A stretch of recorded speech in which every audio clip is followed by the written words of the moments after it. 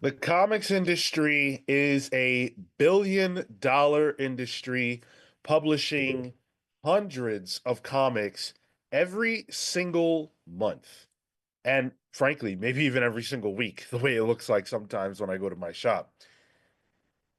With everything that's happening right now in the industry, but also just in the world, tariffs are on the horizon still or happening, or who the hell knows what anymore. Lumber problems. We lost our best friends in Canada. Is it time for the comic book industry to scale things back? Is it time for publishers to help us out a little bit, quite frankly, and publish a few less books every week to give us a break, to give our wallets a break, to allow us to make choices? This is a time where we're going to have to make some tough choices about the books that we're buying.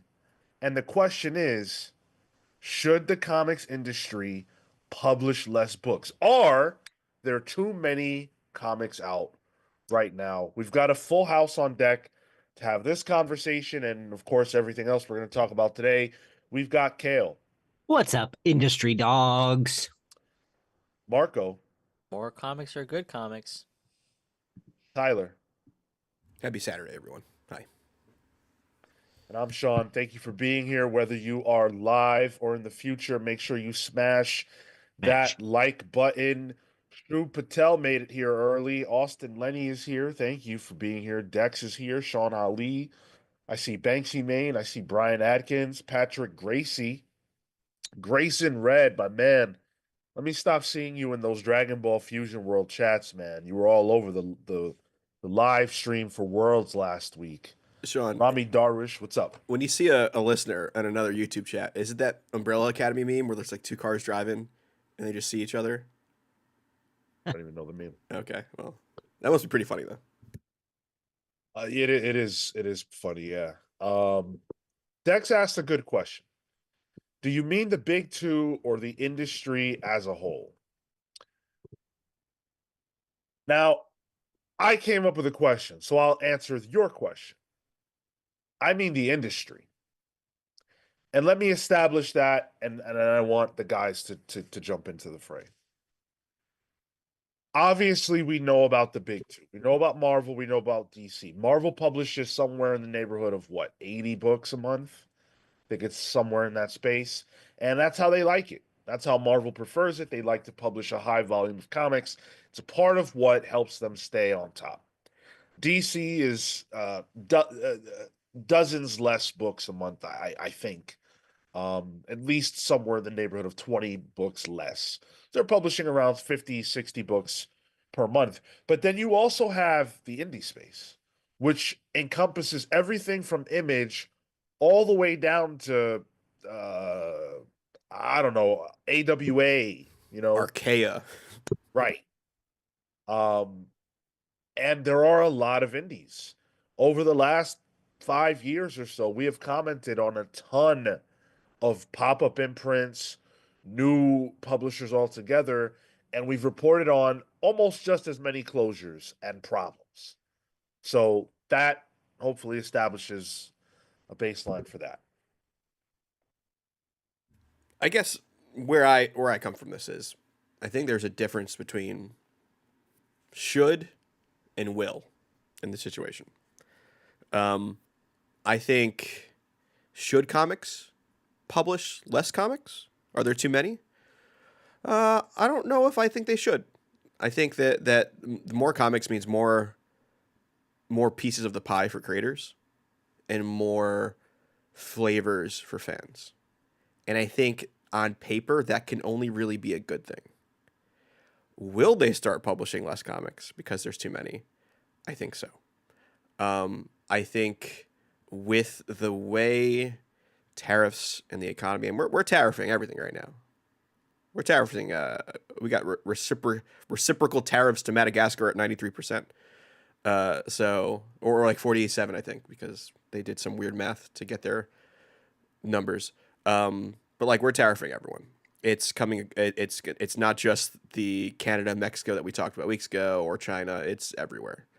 So the price of everything is going to go up, and with that comes the price of making comics going up. And I think the margins for comics are already so thin that this added equation into that the equation of comics means that a lot of comics just won't be making enough money and they won't be able to be published. I think we'll see that across the board. I think we'll see that at Image. I think we'll see that at Marvel. I think we'll see that at DC, everywhere. So I don't think they should, but I think because of the way the world is right now, they will be publishing less. So the question of are there too many comics will be answered with there'll probably be less coming up soon. I think that there are too many comics being published at the moment, and that's across the board. I think it's hard to say that about something like indies, something like an AWA, something like even an IDW book. But they have to realize that there's direct competition in the market, and it's really hard to predict when your book's going to release. So you have to be, in my mind, very careful with the releases, the quality of the releases, the timing of the releases. And so when I think of that and I think of strategic and the strategy behind that, that inherently already brings us to let's decrease the volume because we need to be tactical about it and then decide when to launch alongside other things. I don't want to get, I as a maybe a Valiant releasing Valiant Beyond, I don't want to get in the way of a um, an event that's going on in Ultimate or on something that's a new release for Absolute whatever, right? And Are you saying that as Valiant is thinking that? Like, for example? Valiant, yeah, as an example, like indie publishers would, in my mind, would be thinking that way, and I think because of that, they have to be just careful about how they and when they release comics. But then, as a whole, as well, like I think that there should be less from the big two, 100%, because that's taking up monetary space for those smaller publishers who have to be more tactical, and I think have to be very careful with the risks that they take on the books that they release. So overall, I do think that um, yes, they need to comics as a whole needs to slow it down a bit, because I think that'll allow for the quality to continue to seep through. I have a hard time saying that indie should slow down. Um, and you know what? So I'm not gonna. Um, I to me, any indie that makes a book that can get it on the stands is a miracle.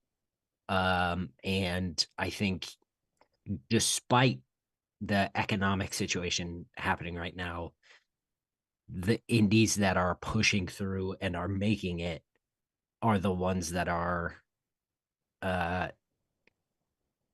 gonna shape the future. I don't see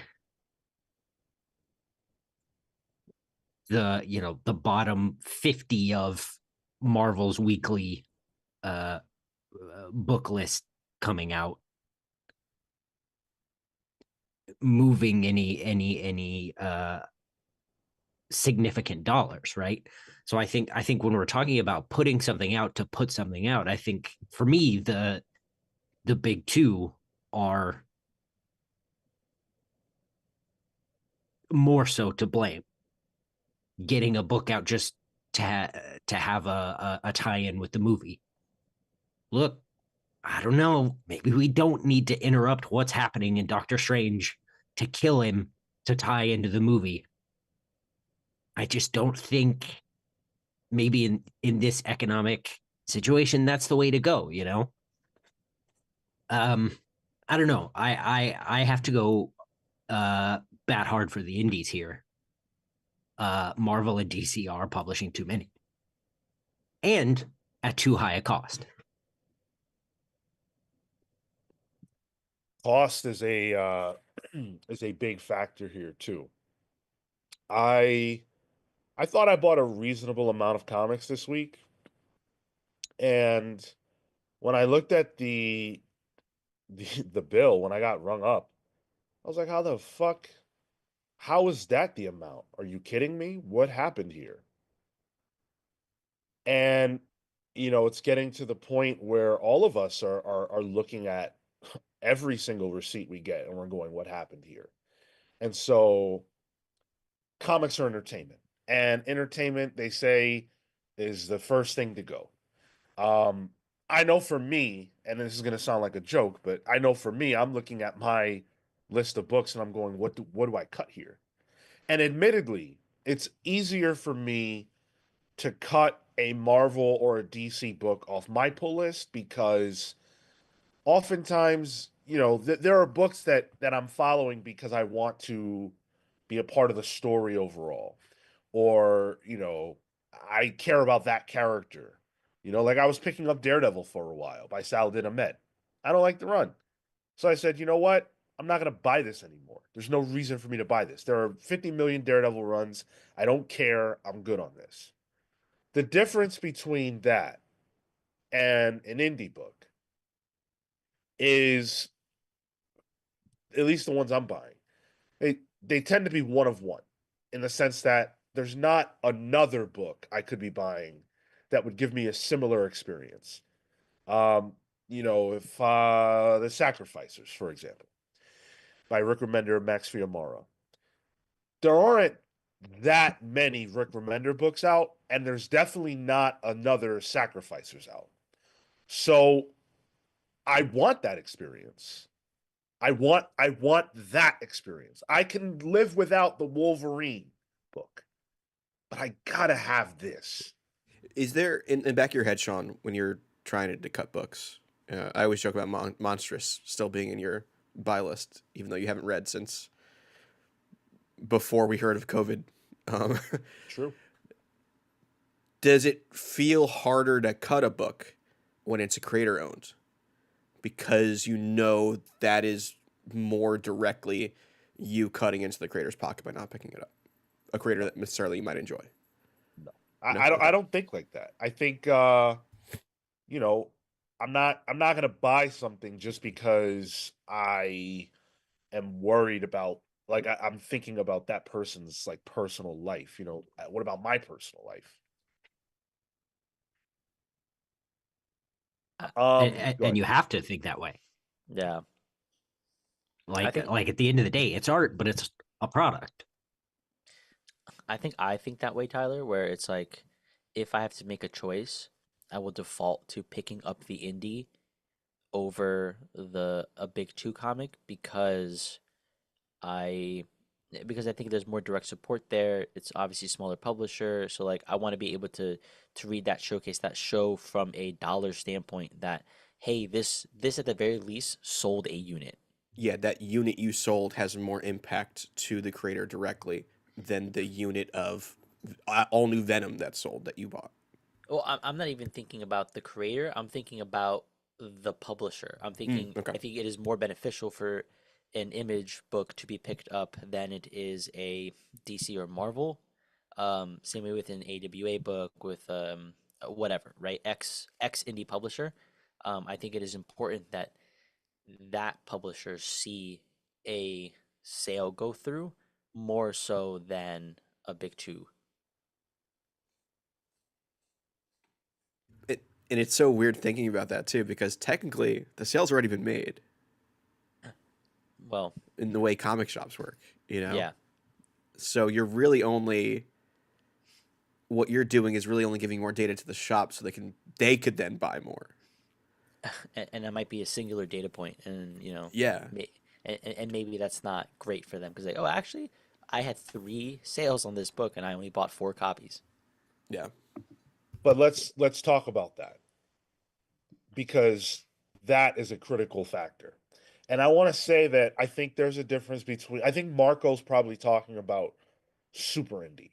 And that's not a real term, but what I mean by that is when we say indie, we encompass like Image in that and Dark Horse and Boom. And there's a far cry difference from those publishers and the much, much smaller ones, right? Where they might literally be selling, like selling 40 copies of a book could change that book's trajectory forever, right? That's how indie we're talking. By hand, yeah. And in that case, I don't see a lot of books like that in general. But if I did, I'd go up to the creator and give him the $5 myself. Like, hey, great job. You know what I'm saying? That's a completely different ballpark. But let's take a Scott Snyder, and I used him as an example when we spoke to Adam Freeman about this very issue. And let's talk about some of the books that Scott did for Scotttober, and things like that. When those books were published physically, they didn't do great. They did less than great. They did a lot less than great. It's not Scott's fault. I'm not trying to say it's Scott's fault, his collaborators, nothing like that. But those books didn't sell very well. If it was any other creator, they just wouldn't have been able to keep those books going. But they paid Scott up front. He made a good bag off of that. They did the Scotttober thing. They did everything, right? But those books didn't sell great. So if that happens with Scott Snyder, if that happens with, take your pick, where they're only selling in a given comic shop 3, 4, 5 copies of said book, all the effort it takes to make a comic, is the market, the question I'm asking is, does the market right now exist to support the amount of publishers that we have?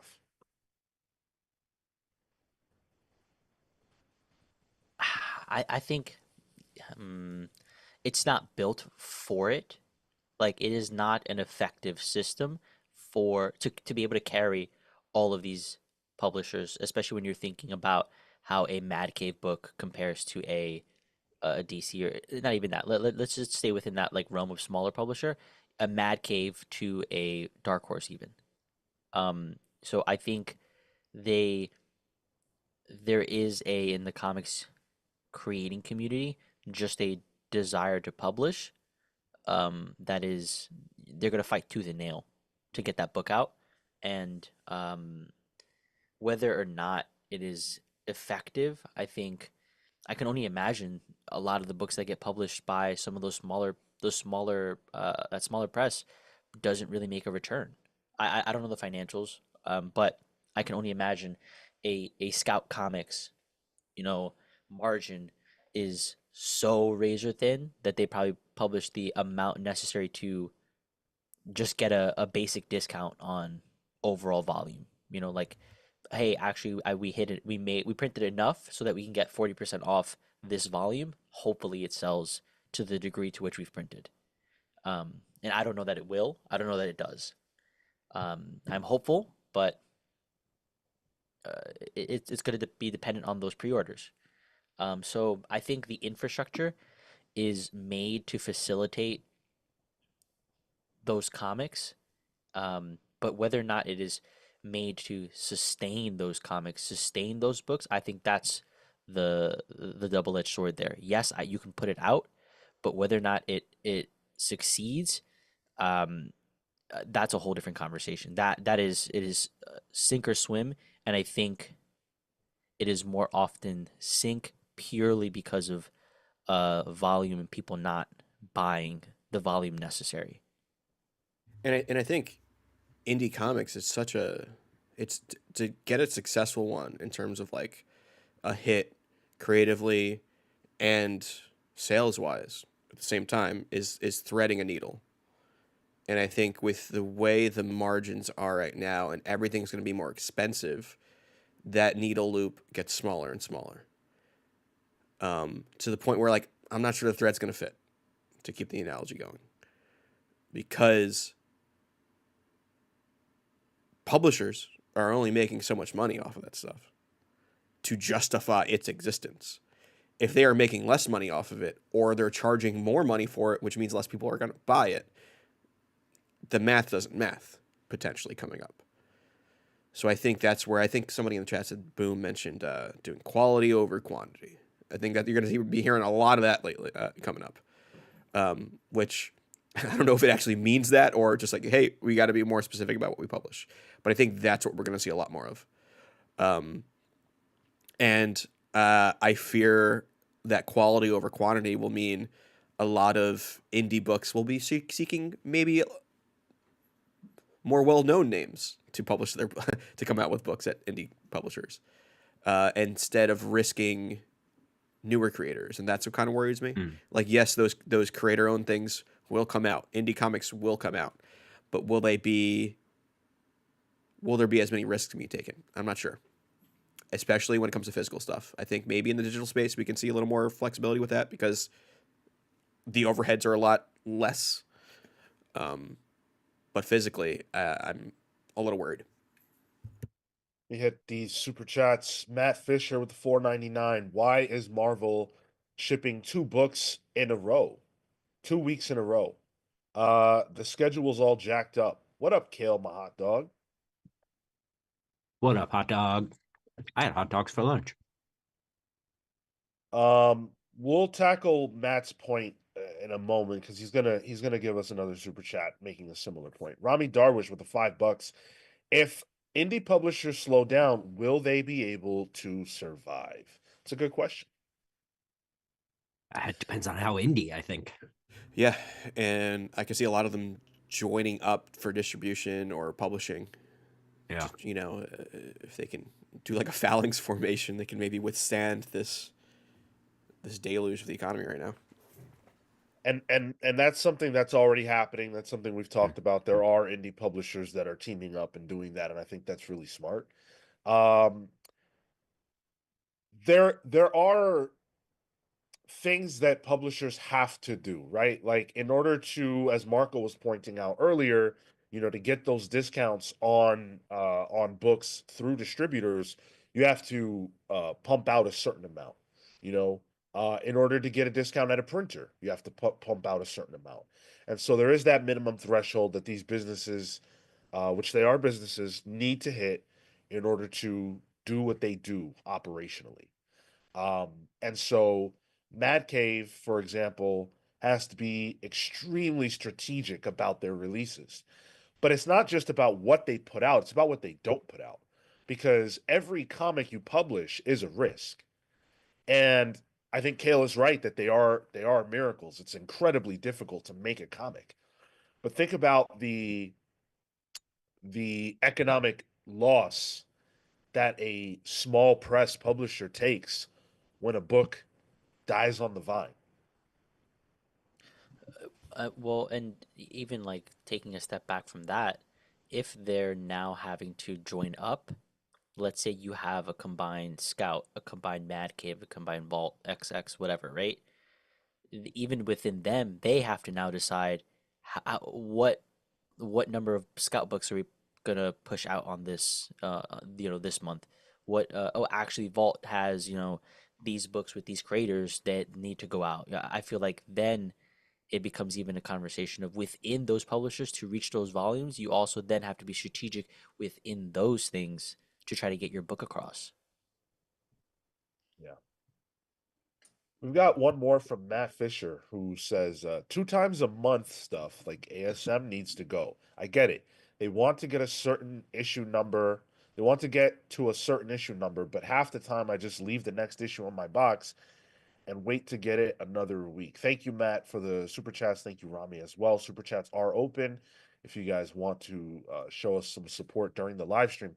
Now, the reason they do 2 times a month stuff isn't to get to. It's not that they're trying to get to issue 5,000 of Amazing Spider-Man.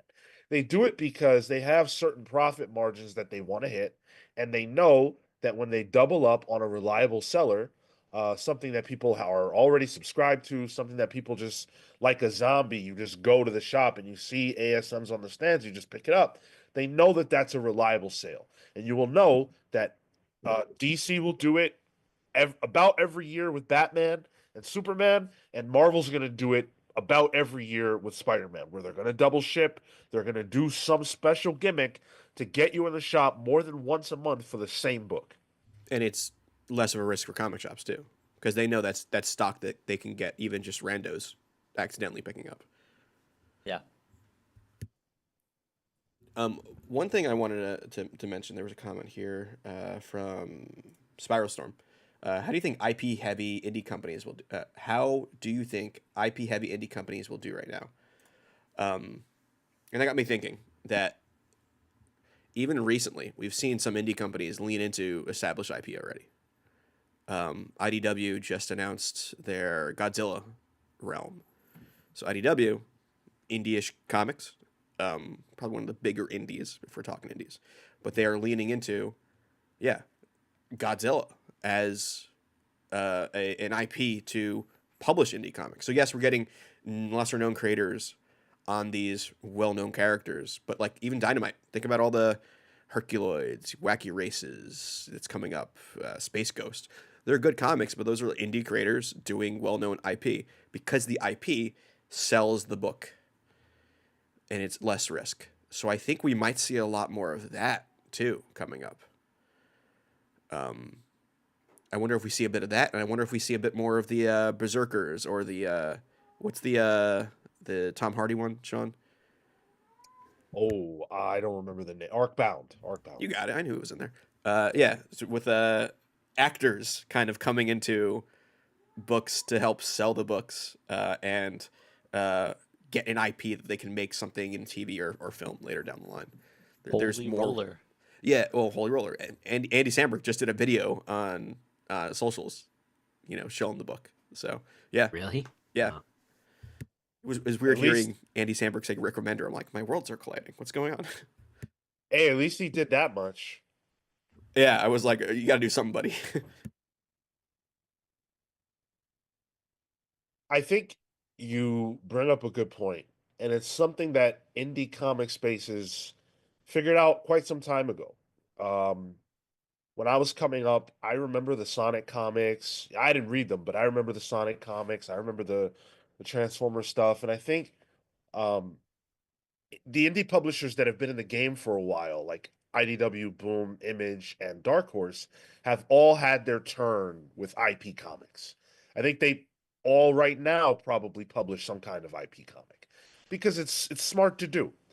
Um, that is a much more surefire way of being able to reliably get stuff out there than taking a shot on a new offering, especially right now. And I think this is critical, especially right now where Hollywood is kind of tightening up.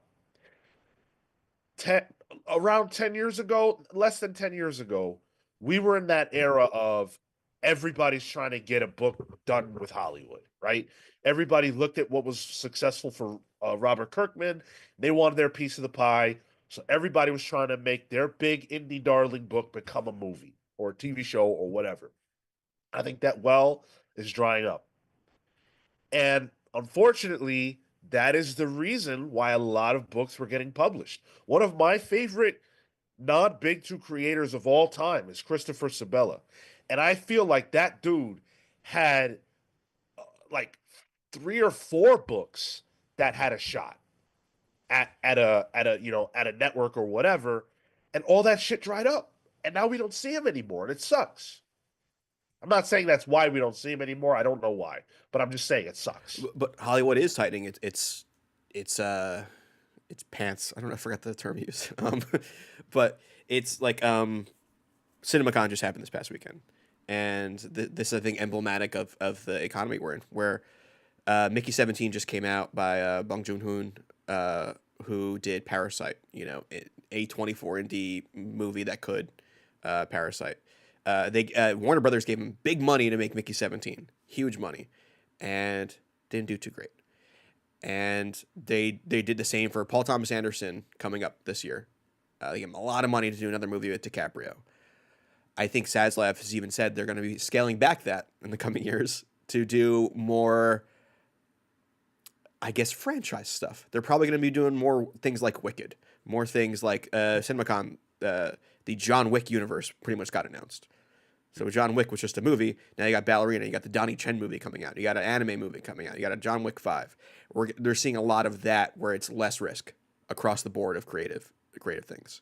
And I think that's happening in comics as well. It's wild that the idea that Penelope Pitstop is less of a risk than a new IP by a young up-and-coming creator. And it kind of sucks, in my opinion. It feels like they're leaning into the.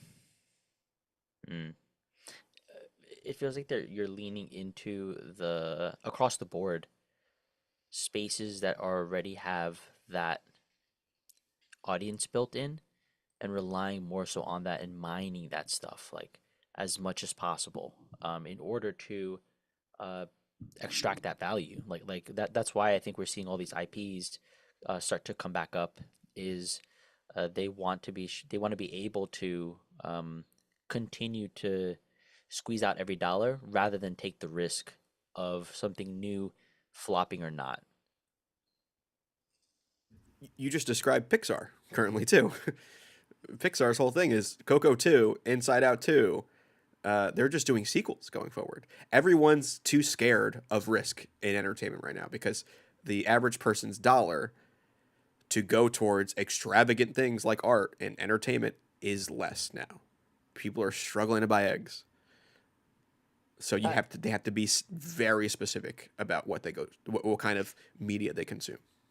I think I don't know that it's all economic. I think that's a huge contributing factor, but I think it's the same thing as like media silos right now.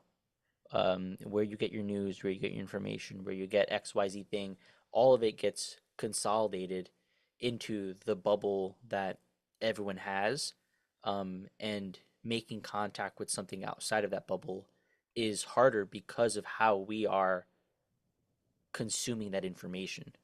We've gotten to a point where I think because of those silos, we're trained on, and it's probably coming from like a younger generation, trained to only want to interact with that bubble. Does that make sense?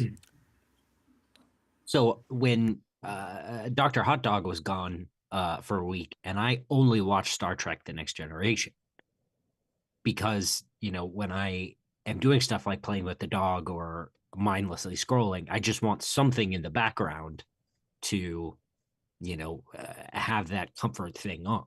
Is that sort of what you're getting at? Uh, I was going to next gen, great thing for background. Yeah, but there's so much of it. I know, Marco. I think you're saying that like it's tricky to penetrate those bubbles and to get to people who maybe aren't already in the silo you mentioned that they're in, because doing that requires marketing. It requires putting out a message and targeting those people. That if the margins for everything else are too expensive, the margins for marketing are even smaller. So how do you why do that when the inherent marketing of a well-known IP is already there? No work needs to be done there. No money needs to be put into selling what that is, because Space Ghost will sell itself. Couple things. Number one, we've got over 100 of you already in the first hour. That's a beautiful thing. Thank you for showing up. Make sure you hit that like button. The fact that you guys are all here and it's the first week of the month means that you have unlocked 5 gifted memberships. Damn it.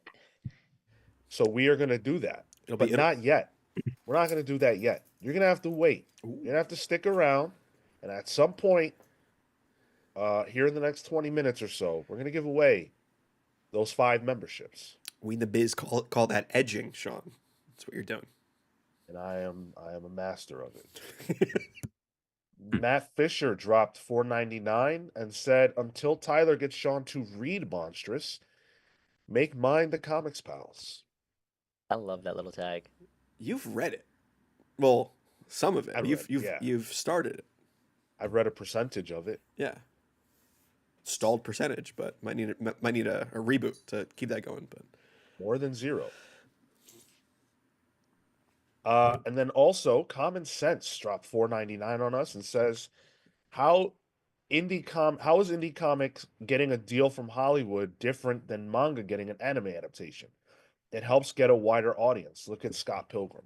No, you're totally right, dude. I don't think anybody is saying that that shouldn't happen. That's a beautiful thing. Like, that's an amazing thing if it happens. The problem is that it's happening less frequently now. And I Yeah. think that we were just calling out the fact that it's harder to make that happen than it used to be. I mean, shit, man. Deadly Class got a TV show. Yeah. Not that long. It was like 8 years ago. Pretty good show, honestly. I loved it. Yeah, I had a lot of fun with it. And these things, like, they're, what we're saying is these companies aren't taking risks on them because they might not hit an imaginary number to match, you know, the amount of money that they spend on it. It's the same conversation as, you know, Marvel just shoveling money out, you know, to make whatever movie, and that number keeps going up, and it makes, you know, even a moderately successful film look like an absolute failure because it, you know, it can't match the amount they spent. The whole concept of just value extracting. You don't Yeah. have to create new. You just exploit the situation or the tactic or the thing that's already familiar. And we were doing that before the idea of tariffs was the thing, you know. I think this is just post-pandemic stuff. Once the pandemic bubble broke, that is only being exasperated lately because of the way the economy is. I don't know. I think this has been happening since stuff like uh since Star Wars, man. And I'm sure there's examples The before that, but, original like, from the 70s. no, the Okay. like in the night, like 99, like the Oh, next God, you're so the next young. trilogy, um the the flurry of sequels, Jurassic Park stuff. You find that IP, you extract that value, but now there's an understanding that if you can create the IP and it becomes successful, then you can extract the thing you already built. And I think that's where it's been tricky. Comics everywhere. It's, do we want to risk creating that IP or just bank on something that's already bankable? And I think that's where we are with comics too. That's And why. that's a Yeah. good. Sorry. I was gonna say that's Again. why. Yeah, that's why at Marvel we got what Edge of Venom Spider-Verse coming up. Like that's why those comics exist. And that's why there's so many Spider-Man comics because it's bankable, it's safe. That's a good place to insert this question from VNet Fad. Is it readers' fault for not trying non IP stuff? This is something that comes up a Mm. lot. And I see it more with movies where people will say, this is just an example. I'm not actually trying to have this conversation, but like someone will say, oh, the MCU existing uh, makes it so that other movies don't have the chance to succeed at the box office, right? And you could take the MCU and you could replace that with like any blockbuster franchise or whatever, right? And my answer to that is, well, aren't people just going to see what they feel like seeing? If you tell me, right, just me as a person, you can go watch Captain America 4 or you can go watch some other thing that's, whatever. I'm going to choose Cap 4 because it interests me. You can call me whatever word you want to call me. It's my money. I'm entitled to spend it how I would like, and I enjoy MCU films. So when I go to the movies, I'm very likely to be going to see something like that. And that's my right. Is it a person's fault for not choosing to go the indie route, taking it back to the space of comics, to keep it Marvel, keep it DC, and not give those books the fact that they die on the vine? Is that our fault? See, I sort of see that.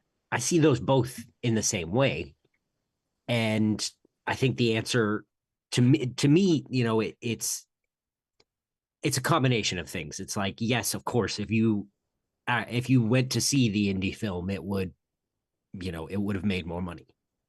But it didn't interest you, or you didn't know about it. So how can you be blamed for that?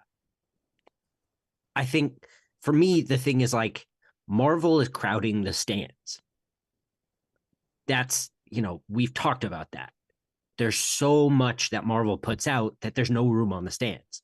And it's hard to get an indie book onto the stands or even in previews or even to get your indie book out. So if you don't know about it, how can you support the indie book? It's just, to me, it's the studios, the bigger companies playing the hard game. They don't care about the art, they only care about the business. Now, I just want to fire a question back at Cale real fast. Do you think that the reason more people don't buy indie comics is because they don't know about them, or because they're more interested in what they're currently buying and not looking to expand? It's a little bit of both. I think both of those are true, especially in this medium.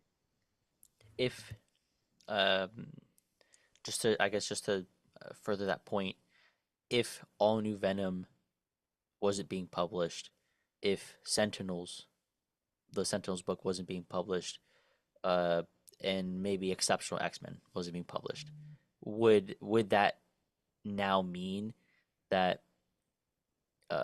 a comics goer without that awareness of the indie book is not going to buy the indie book just because there's 3 slots on the stand open?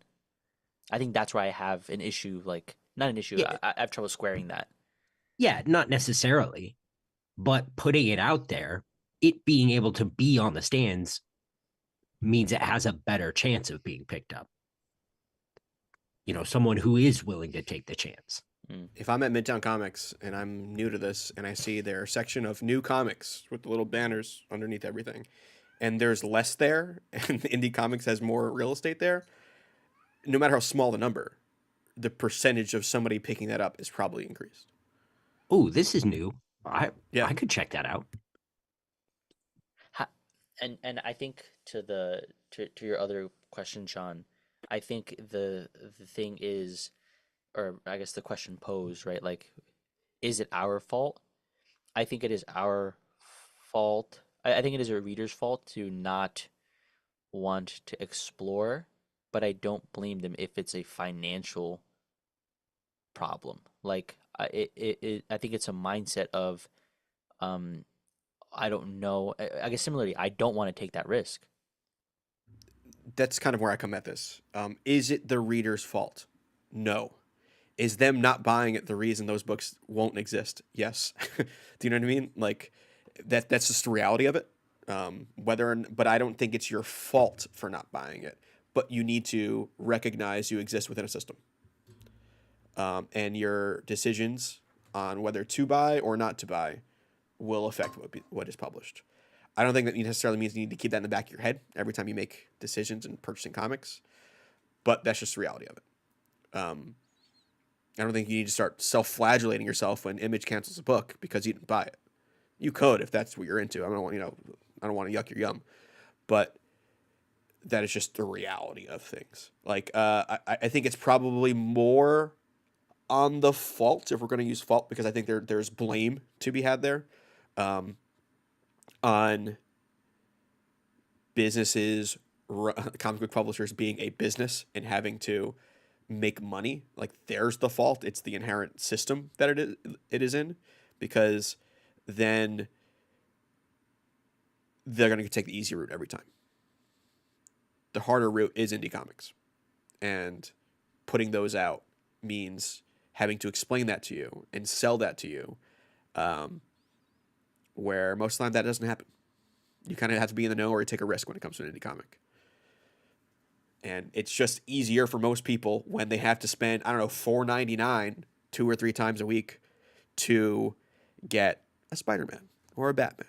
It's a safer bet. That's why in Sean's movie, analogy, Cap 4 is going to be safer for most people, especially with how expensive movies are. Like, I don't want to ever shop with someone's wallet. I don't know what they're dealing with. Like, most people that I see online, like, it's like, oh, I go to the movies like once or twice a year. I go like 3 times a week. I'm an anomaly. I went to the movies last week where they didn't tell me what movie it was until it started. Like, that's what I'm doing. But most people, it's expensive because you got to bring your whole family. And that's $100+ trip. So it's not your fault, but you doing it does have effects and causes consequences. Yeah. It's not your fault. Go buy books, though. It's not It's your not fault. your fault, but you are to blame. Yeah, it's not your fault, but pick up another job. All right, make some more money and support your creators that way. Okay, pick up a bartending gig. I don't know. Let's answer SH's $5 super chat question, and then I want to turn this conversation just slightly. SH says, "Love the show. What's each of your top 3 favorite superheroes from DC and Marvel?" Thanks, SH. Appreciate the question and the cash. SH looking suave as hell in that profile pic too. Jeez, who's your photographer? Superheroes. Okay, let's go. Marvel. I can do this quick. Marvel. It's Daredevil. It's Cyclops. It's Spider-Man. Those are my big 3. DC. It is Batman. Why did that feel weird coming out? It's DC's a little trickier.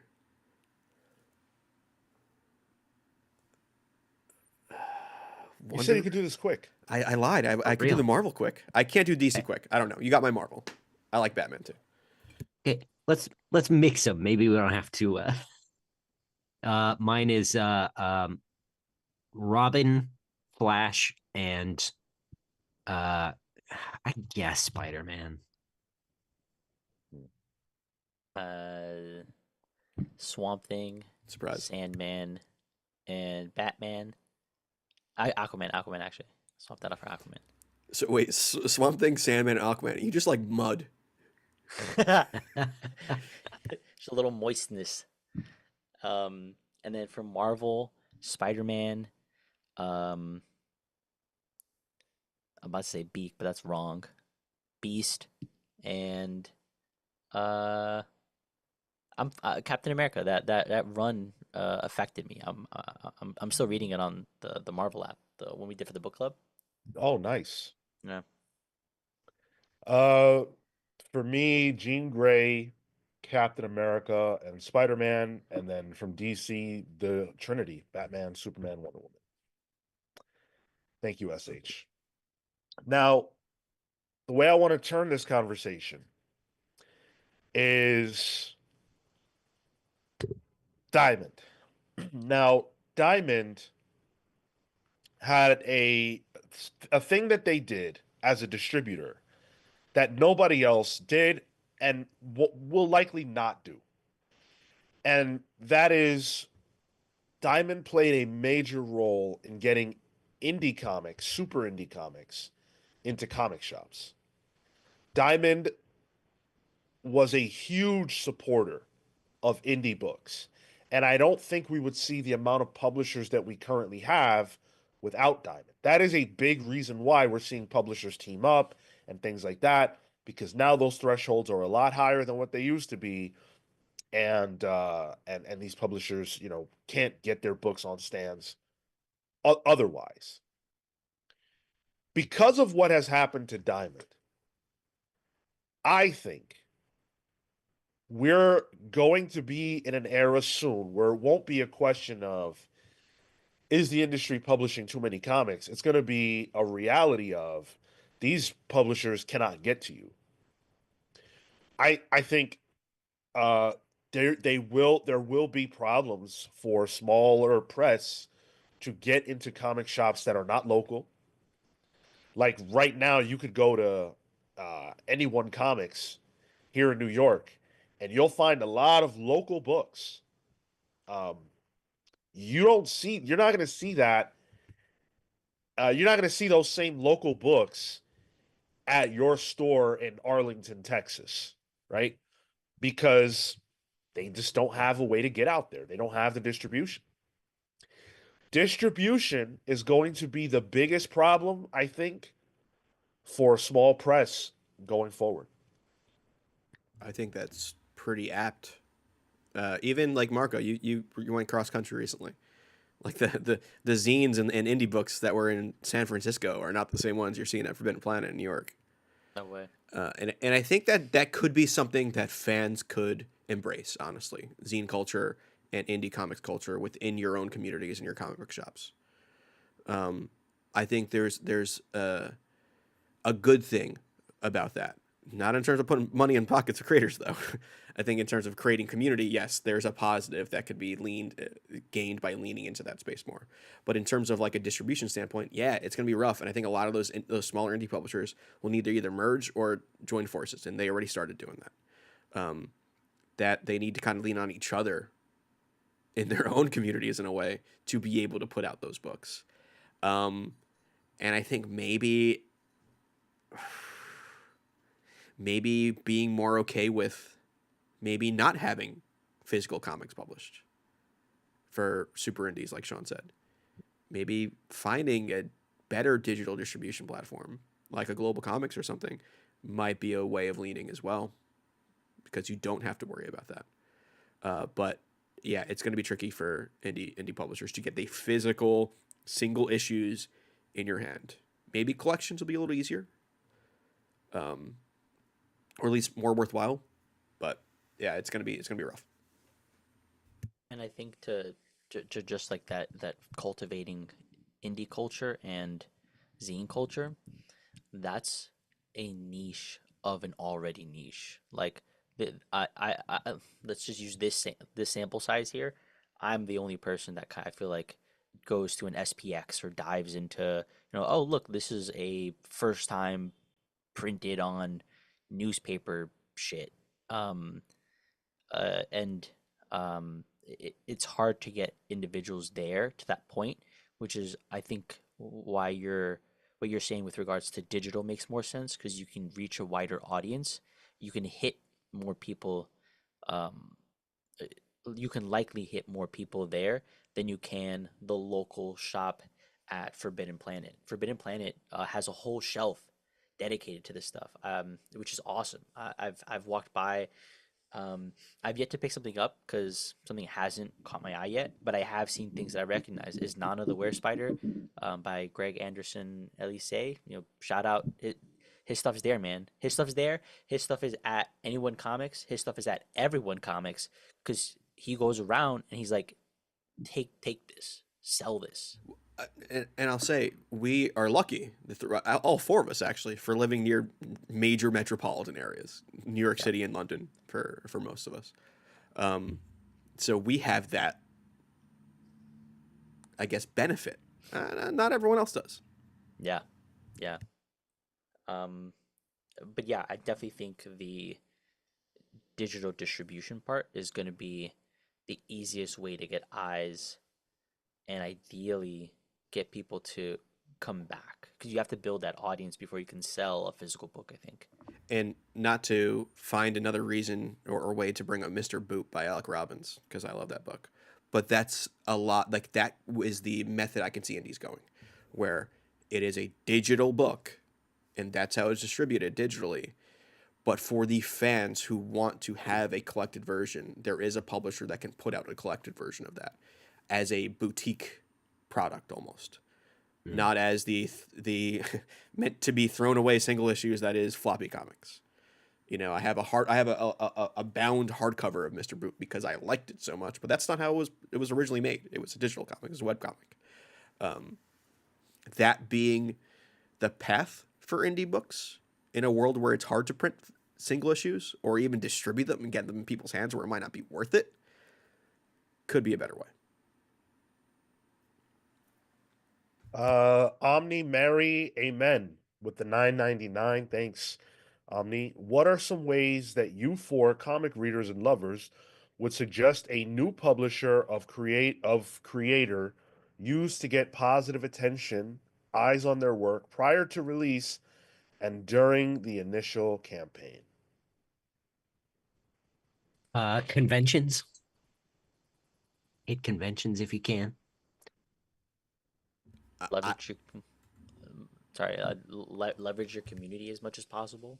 Like, um, uh, we have a couple indie creators in the Discord who have been part of the community for a while. You know, a shout out to Sylv, who every time that they're putting out a Kickstarter, that's getting all the buzz, you know, that can be possible. Either in our Discord, I'm sure we participate in other ones, but it starts with building that foundation in that community first before you're just kind of putting it out and promoting stuff. You need people to you need that human connection before you just start, you know, throwing it to the masses, because I think that's how it gets ignored. I say leverage social media. I think artists have a little less time usually, but a lot of writers, like I was, I think it was Jackson Lansing that went to social media and talked about the upcoming like Giant Size X-Men that he's writing with Kamala Khan. But like I think that can help you grow, I don't know, a little bit of a parasocial relationship with people on the internet that'll make you want to read your book, especially with an indie book. If you can sell your indie book on social media in some way, like a TikTok, Instagram Reels, I think that you kind of leverage that. You got to be your own social media marketing. The publisher won't do it. I know Omni asked about like a new publisher, but I think the creators kind of have to put the eyes on their product for stuff like that. So leveraging the way people doom scroll is the way to go. Maybe not on X though. The ads on X are wild. I got an ad on X that was just a drunk guy throwing up. Wasn't selling me anything. Like that was an ad. I was like, oh, okay, cool, great. Yeah, dude, I think think outside the box. And everything the other guy said is great advice. Um, build a connection person by person. Every single person you talk to is a potential sale, yes, but they're also a human first. This is something I learned from Dirk Manning, who I think is one of the best people at this in comics. You build a human connection, a human relationship, even if you don't make $1 from that person that day. They know you now. And maybe the next time they see your name on the stands, or they see you at a convention, or they see you on social, they see you wherever, they go, oh, that's that guy. I met him. He was nice to me. Whatever the case may be, I'm going to support. One person at a time.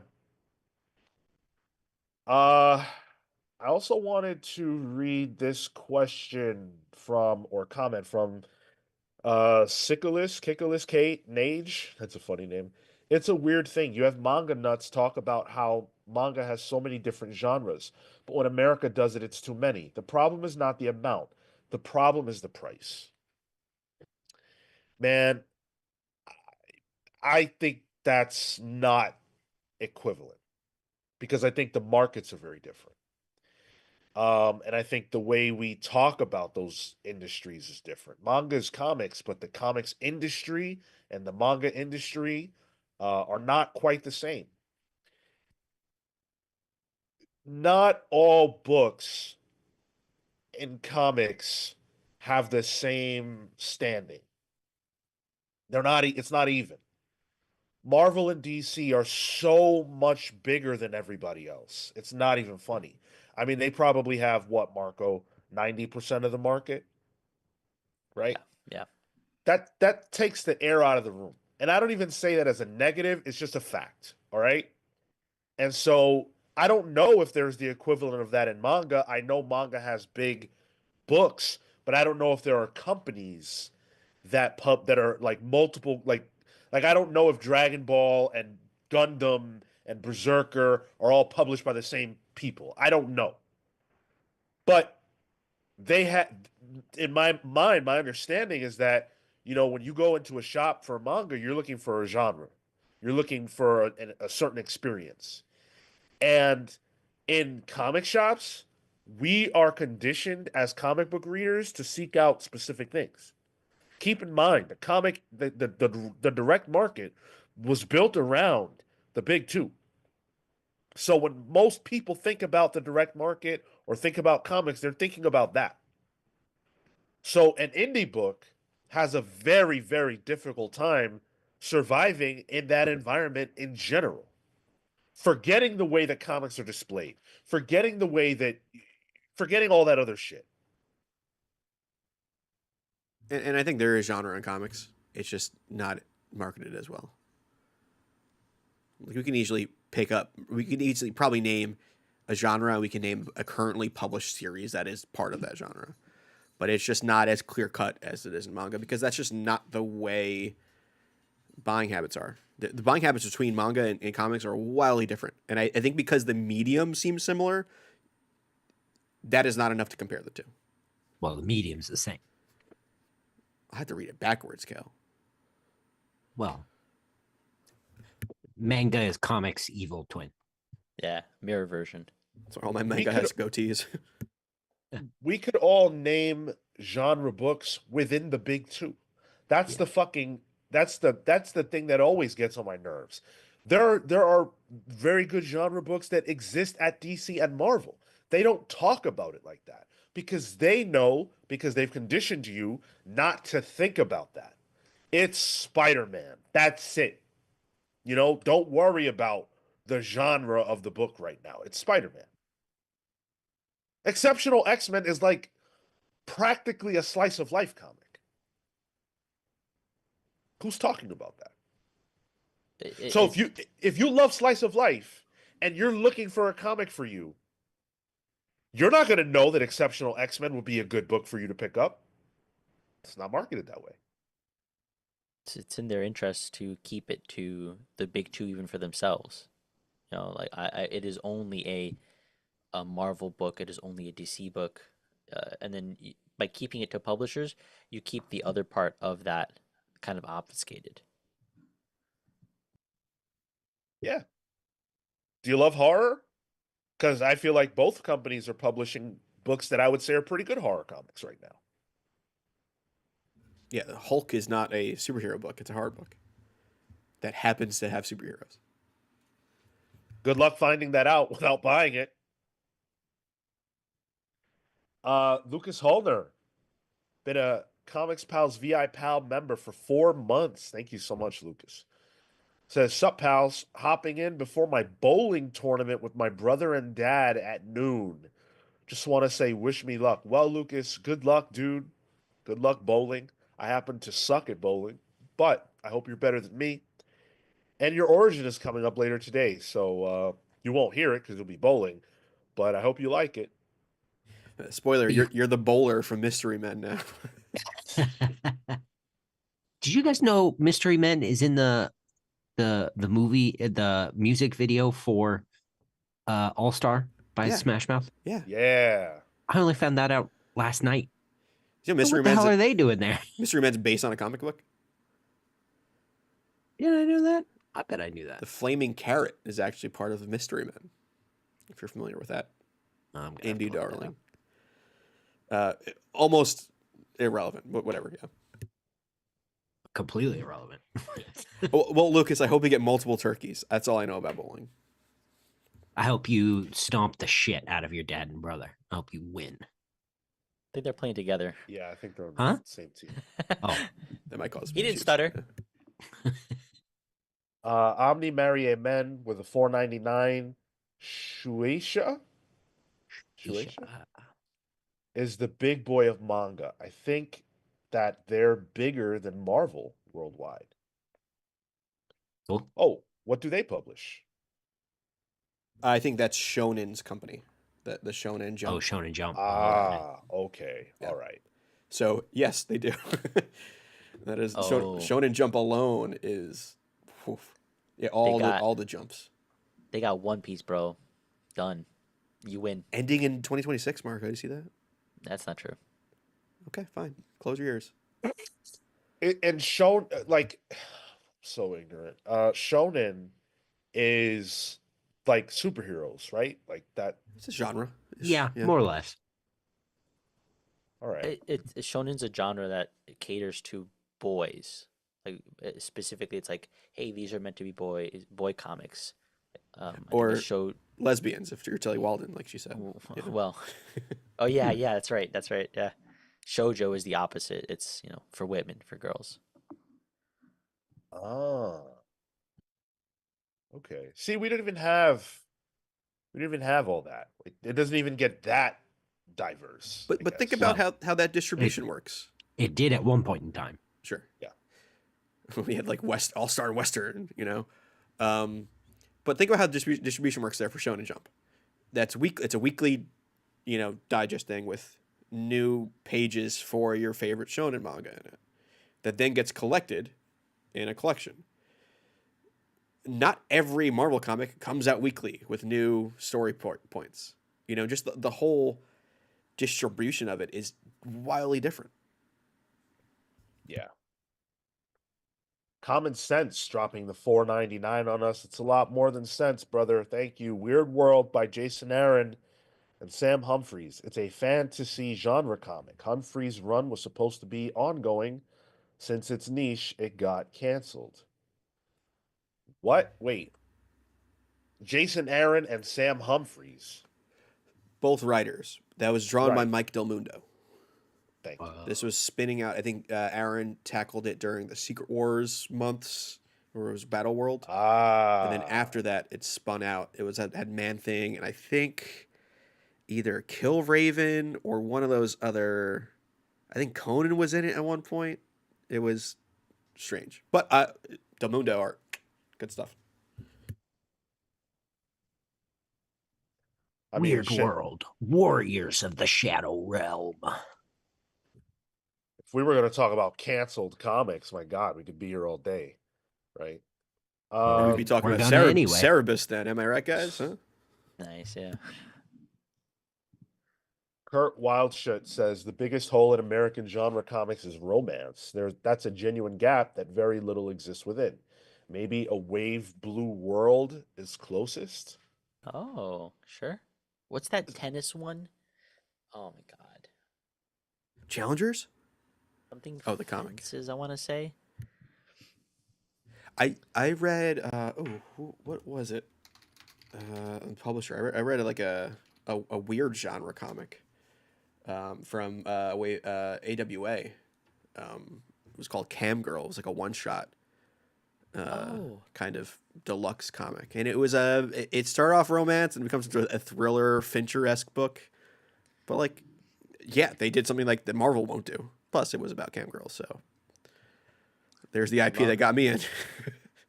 Something like a Love Everlasting, but even that turned just into like a mystery.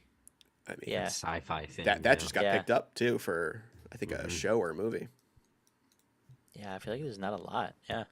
It's just, I don't know, man. I don't think people really understand how different Western comics are from the industry of manga, dude. Like if you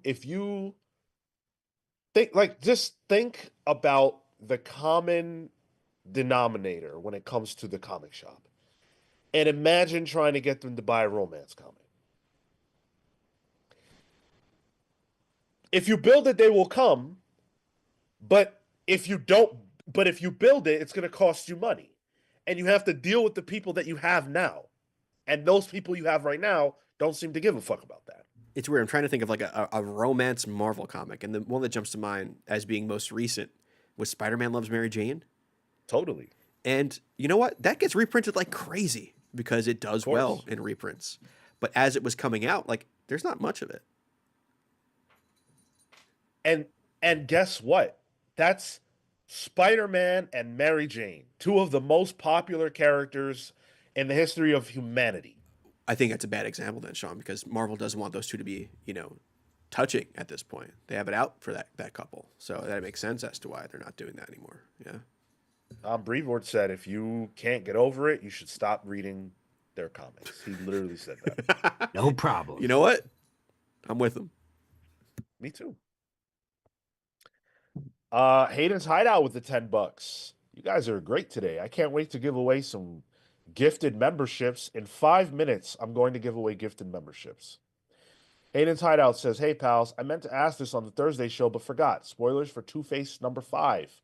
For those who care, how do we feel about Two-Face having a daughter? in the latest issue. Now, I don't think that's a new development. I'm pretty sure Two-Face No. has had a daughter. Dwella Dula. Dent. Yeah, Dwella Dula, Dent. yeah. Yeah. Dula Din. Dula Dent. Yeah. Uh, I mean, I don't know. He's got a daughter. I don't love that. Like, I always disliked, and she wasn't his real daughter, but like Joker's daughter. I wanted to tear my head off when that came out. I'm not always into that type of thing, but I don't care that Two-Face has a daughter, quite frankly. Is the premise, because I haven't read it yet, but it is in my list of books that I'm going to read.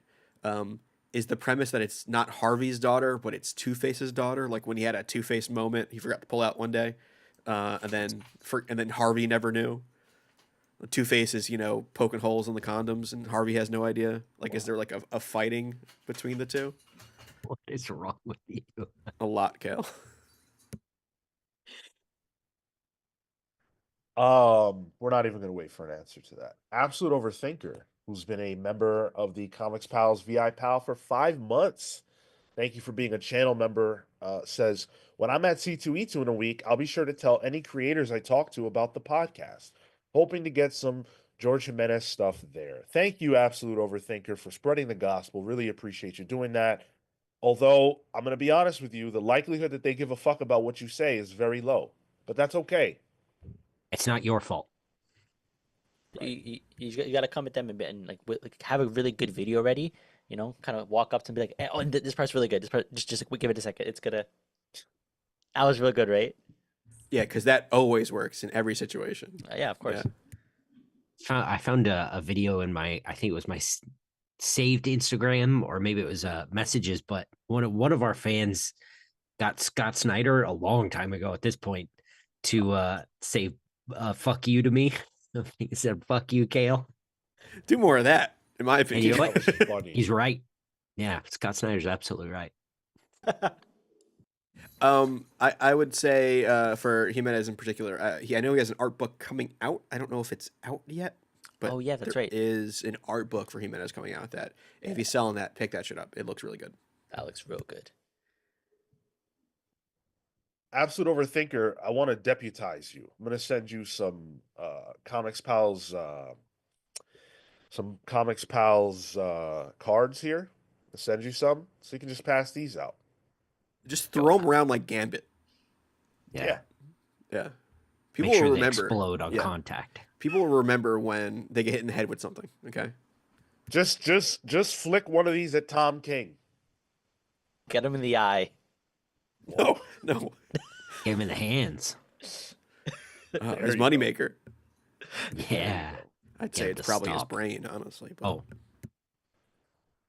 Oh, Grayson Red with the 4.99 says, I gotta say though, in my 10+ years of reading comics, the medium is the best place I've ever seen in regards to options of finding a good book. Yeah, man. You throw a rock, you hit a good comic. Yes, I agree with that. But the bar, to me, the bar has been raised for what makes a good comic because the quality has continued to rise. And so as I've been barreling through my to read list, I'm finding that there are books that I'm saying, you know what? This is a good comic, nothing necessarily wrong with it or whatever. I can't keep buying this. I'm good. I'm making that choice more and more. and I think that's something that a lot of like Wednesday Warriors and a lot of comics fans don't realize is that you don't have to buy everything. You just don't. Like you don't see everything that's on TV. You don't buy everything that's in the grocery store. You don't see everything that happens in the world. Like you can't take all this in, Kind of a good sign too. Like if you're getting to a point where, man, this is really good, but and prices aside, let's say, right? Like that idea of just there's so many good things to be reading that for somebody else this is a perfectly fine book, and it's likely that they have not come into contact with the other thing that you're likely swapping this out for. That's such a good point, but I think the problem is that, when you compare, like Cale said, movie, you don't see every movie, every TV show. Like Yellowstone will be fine if you don't watch it. Like a lot of these shows and things will be fine if you don't engage with them because there's millions of people doing it.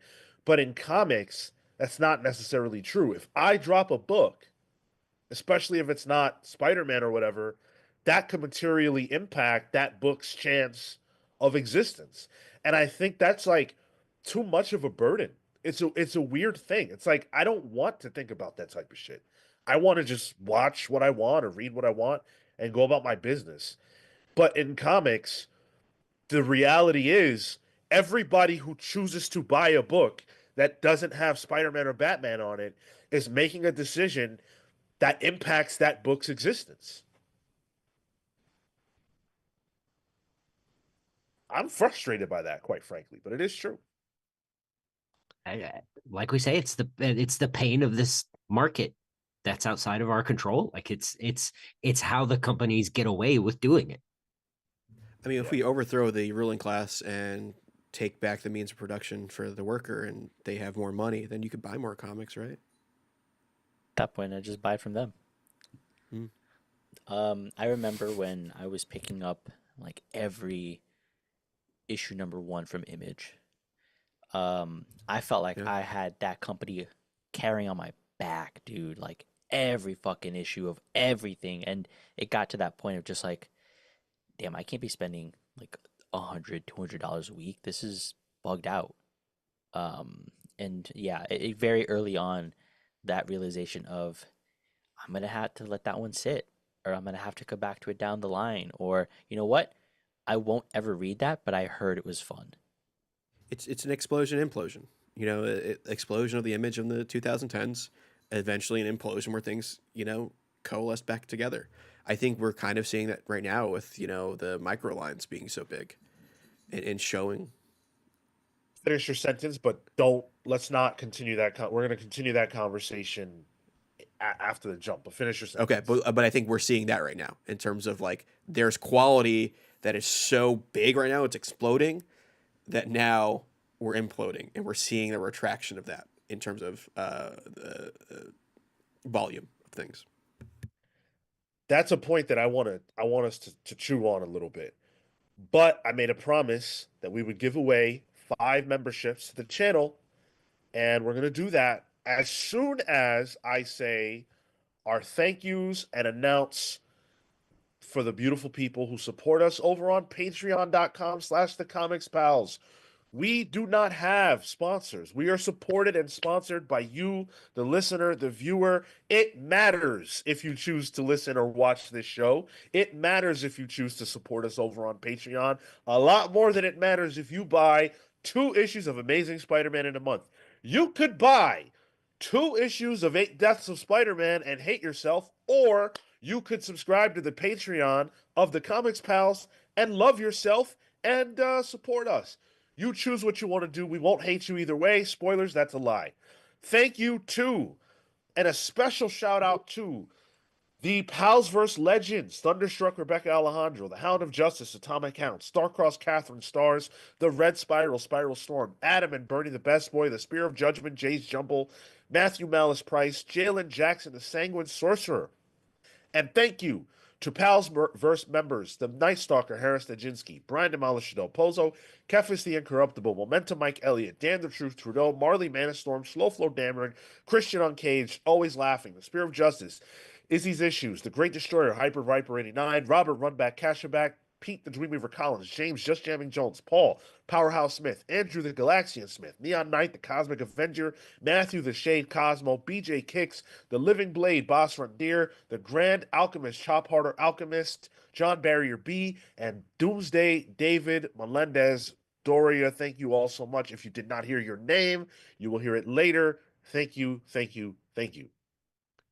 Now, it is time to give away 5 channel memberships to some of you lovely people who have been with us all day, all morning so far. We appreciate you. Here we go. Who are the lucky winners? All right, we got Dex, Barlord, Steve Canaris, Raging Sloths, and Chris. I always like when we get these lists of names that pop up because it's like Raging Sloth and Chris. Like just the gamut of how people do usernames. But congrats, guys.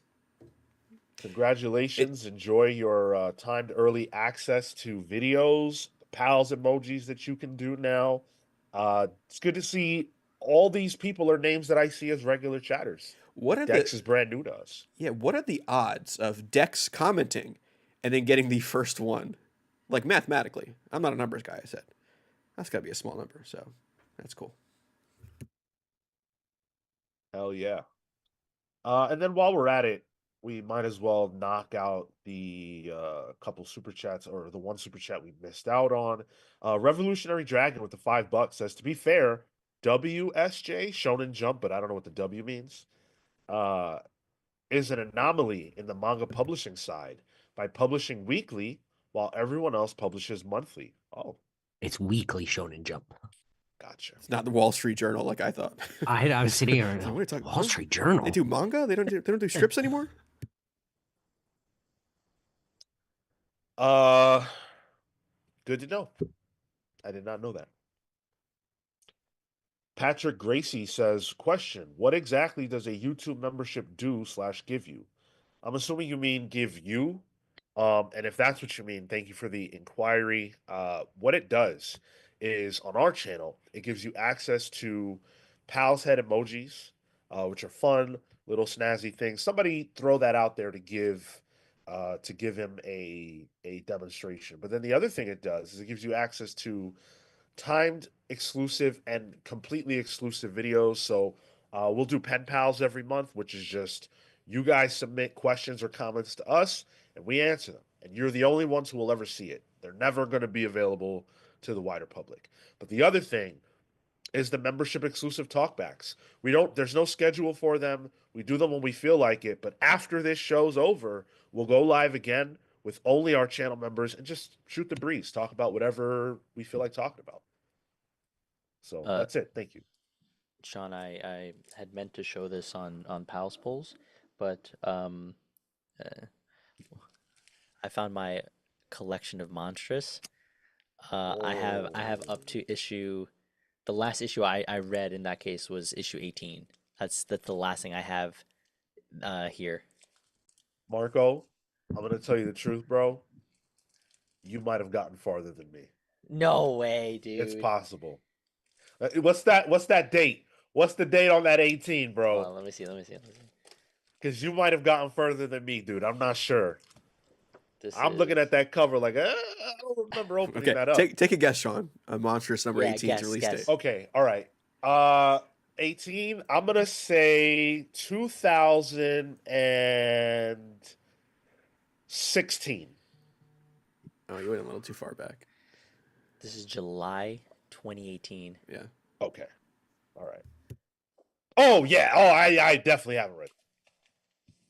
Damn, bro. 2016. That was that? It's like 5, 7 or some shit. There's like kids in first grade who've been alive longer than Sean has read an issue of Monsters.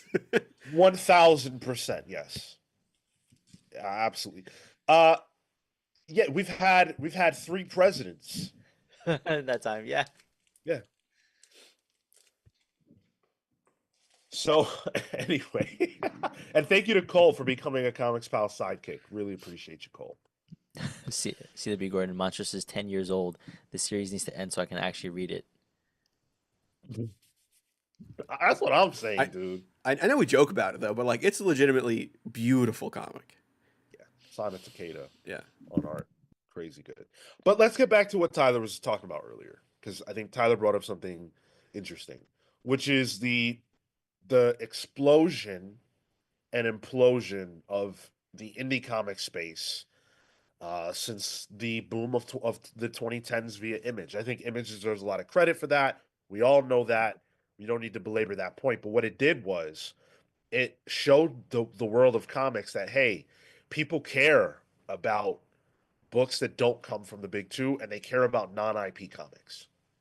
And I don't know if people really believed that prior to the success of stuff like Invincible and The Walking Dead. Yes, you had your Bones and you had Spawn and things like that, but Spawn basically was a superhero comic. And Bone, that's super indie, and that appeals to a particular person that wasn't necessarily your direct market goer in the 90s. Specifically school kids. Right. That was But Captain Underpants before Captain Underpants. is that the tone and tenor of Bone?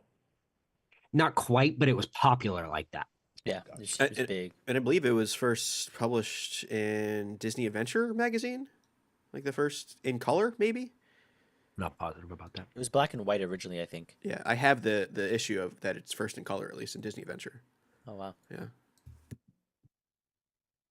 But we saw all these different publishers start to pop up, and Boom really took a major swing, bringing on top tier talent to do some stuff with them. We got AWA. Distillery now is a premium publisher of indie comics. So we have all these publishers. Is there enough space in the market, in the direct market, for all the publishers that we now have?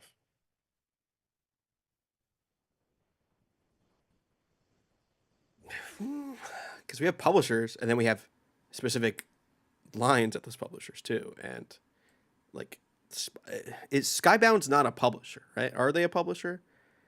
They're Or an are they imprint. Okay, that's the word I was They're looking for. they're a big ass imprint, Yeah. if you will. But in my mind, for the sake of, I don't think that that's in danger of going away, because they're doing IP and then they're doing Robert Kirkman shit, and all of that is very successful. In my mind, we're talking about like Image is safe, Boom is they're relatively safe. Dark Horse, they're a dark horse. IDW down, I think we're talking about the danger zone of like, what is the future for these publishers? Something my mind's going to Scout right now. Something like that, man. The digital or crowdfunding. Self. I don't even know if self publication is possible because they're not going to get the orders necessary to scale. So they'd have to be a conglomerate within like 10 other publishers maybe. And was it Scout recently that talked about transitioning to putting out manhwa, like Korean manga? Wasn't there like a publisher that was like, "Hey, we're gonna be putting out a lot more of this now"? Instead, it might have been Scout, or what's the other one? That's like, if I'm thinking of like near Comic Con map, it's always near Scout at like the front of the main Yeah. floor. Geez, I forget the name of it. But there is a publisher that decided, hey, we're completely changing course. We're gonna be doing like Korean manga instead. Makes sense.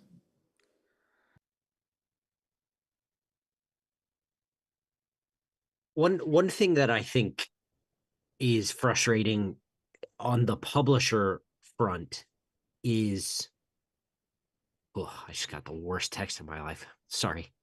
Oh no. Not in that way.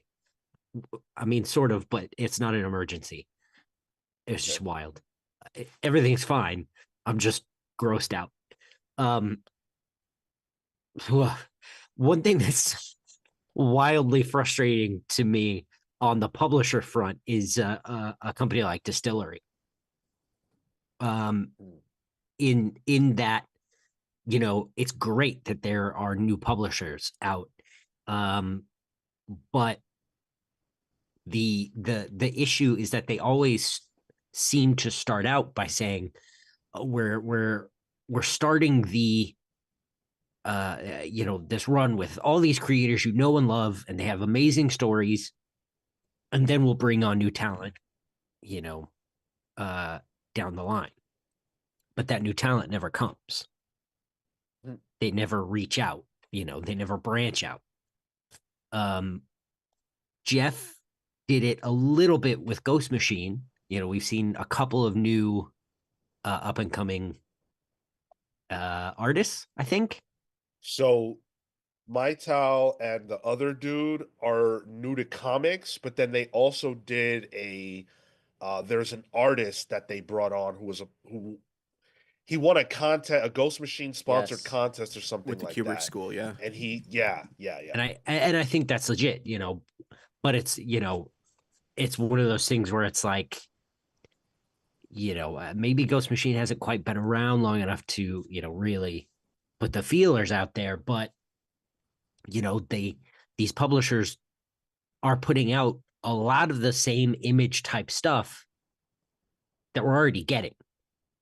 So it's not that I don't want another Rom V book, not that I don't want the super cool Jamie McKelvey, you know, uh giant distillery book, but it's not different from what I'm getting at Image. I definitely feel that way, where I'm at the point where I'm struggling to understand what the difference is between these publishers' output. And I guess maybe that doesn't matter. When I brought that up when we interviewed Rom, he kind of I said like, well, what's the difference between a Rom V book at Image versus a Rom V book at Distillery? And he kind of said like, well, it's a Rom V book. And I get that. I hear you, but I need more than that because I get Rom V wherever I want, And so, like, you got to tell me why I have to spend $10 on a Rom V book over here because I enjoy um, New Gods just fine, paying half that price.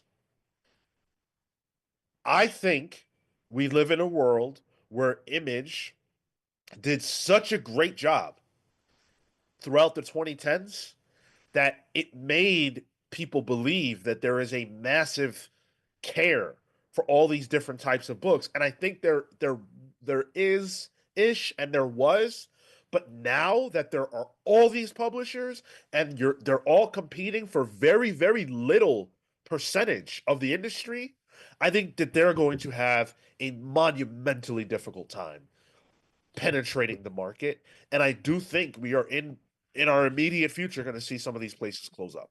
What does AWA do that they put out right now that people are buying like crazy? I'm not trying to say their books are bad. I wouldn't even know. But that's a problem. I should know. And Marco, correct me if I'm wrong on this. AWA at their genesis was about partnering with non-comics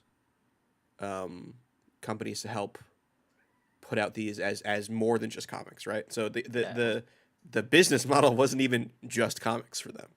Yeah, so like artists, writers, artisans, right? That's the name, and even now they've partnered with, I believe, I shouted the book out and I'm forgetting off the top of my Lionsgate? head. Process, something like that, Praxis. But Sis. it's in partnership with a otherwise book writer, and they're trying to build out a world with that, and that's one of those artisans or writers that's kind of coming in to flesh out the world alongside Mark Russell, for example, right? Like attaching to like well-known talent who has done a lot of work there. I think two separate books at AWA anyway. So um, materially, they're not doing anything different. It's become a situation where you like, as you get more entrenched in the hobby and you read more comics, it's like we've said in the past, you start to follow writers, you start to follow artists, you see where they go, and I think for them, uh, it's the contracts and the cut and the pay, and that's why I think a Rom V book at Distillery is more expensive because of the negotiation that they had, where they're all splitting profit, right? And the success of one book helps to drive overall the revenue, but the cost is probably agreed upon a baseline, the baseline cost by the group, because I'm sure there's some expected level of return that they want um, when they can't achieve maybe volume. They're also premium comics. Like Yeah. they have a premium presentation. For sure, for sure. And but again, that was a choice made by these creators who are part owners technically, right? So it, it it is trickier for those companies because the margins are going to be tighter.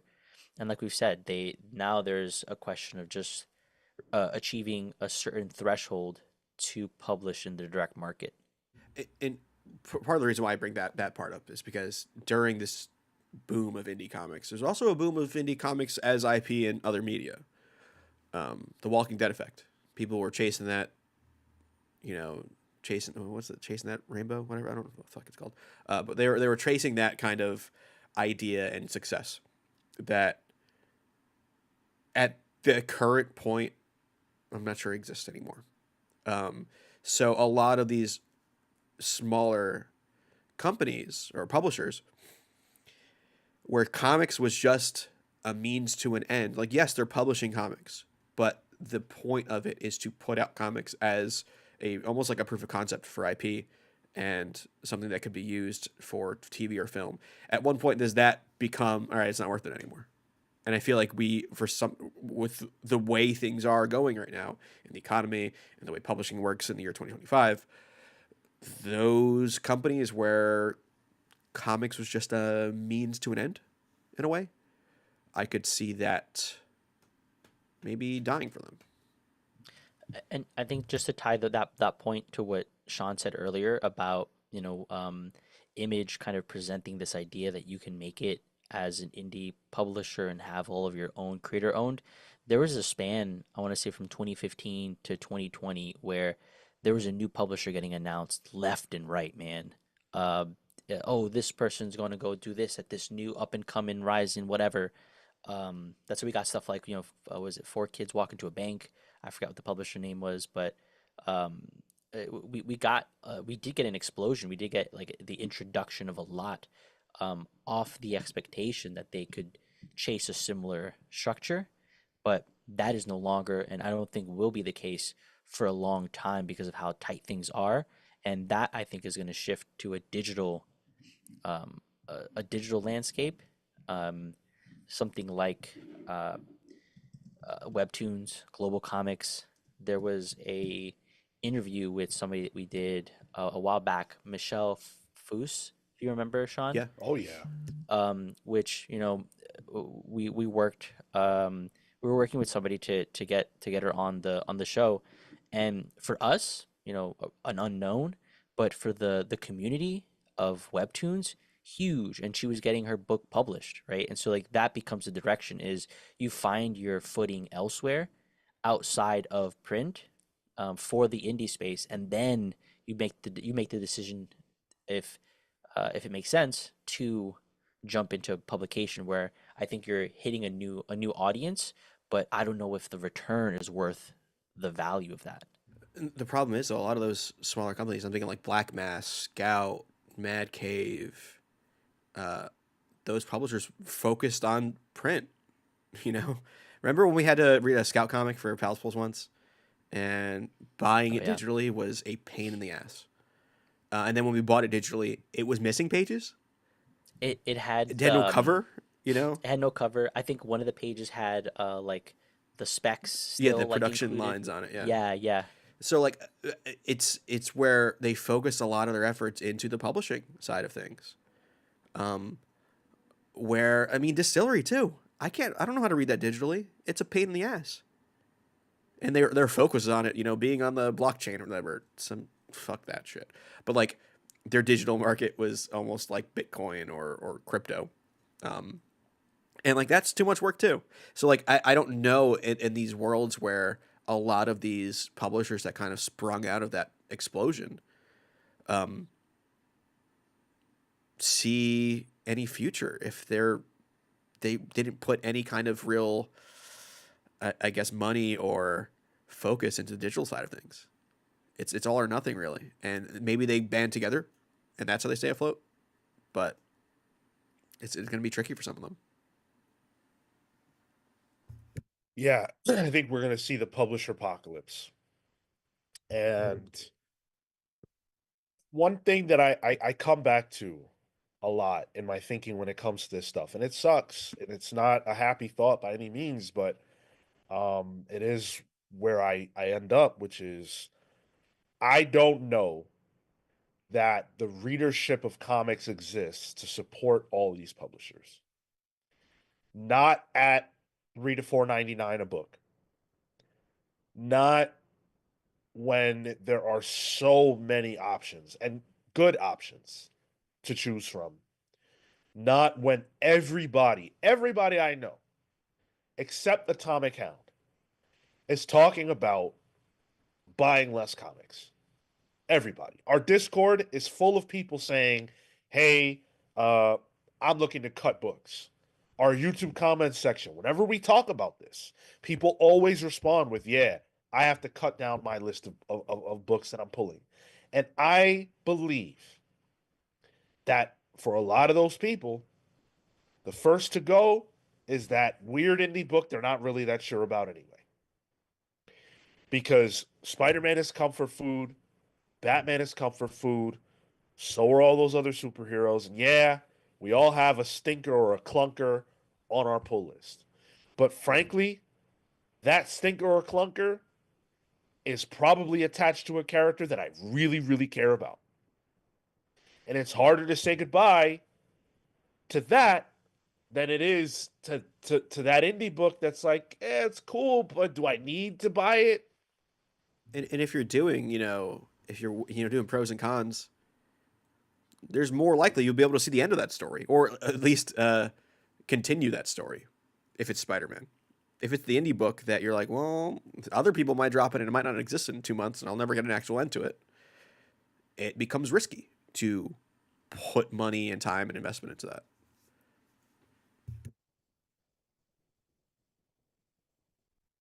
Absolute Overthinker says, I actually kept all indies but cut DC books because I can read those a month late on DCUI. I cut down from 50 to 20 a month. That's great. Great idea. That's what I'm doing with stuff like that new Constantine series, the Hellblazer stuff, or Flash.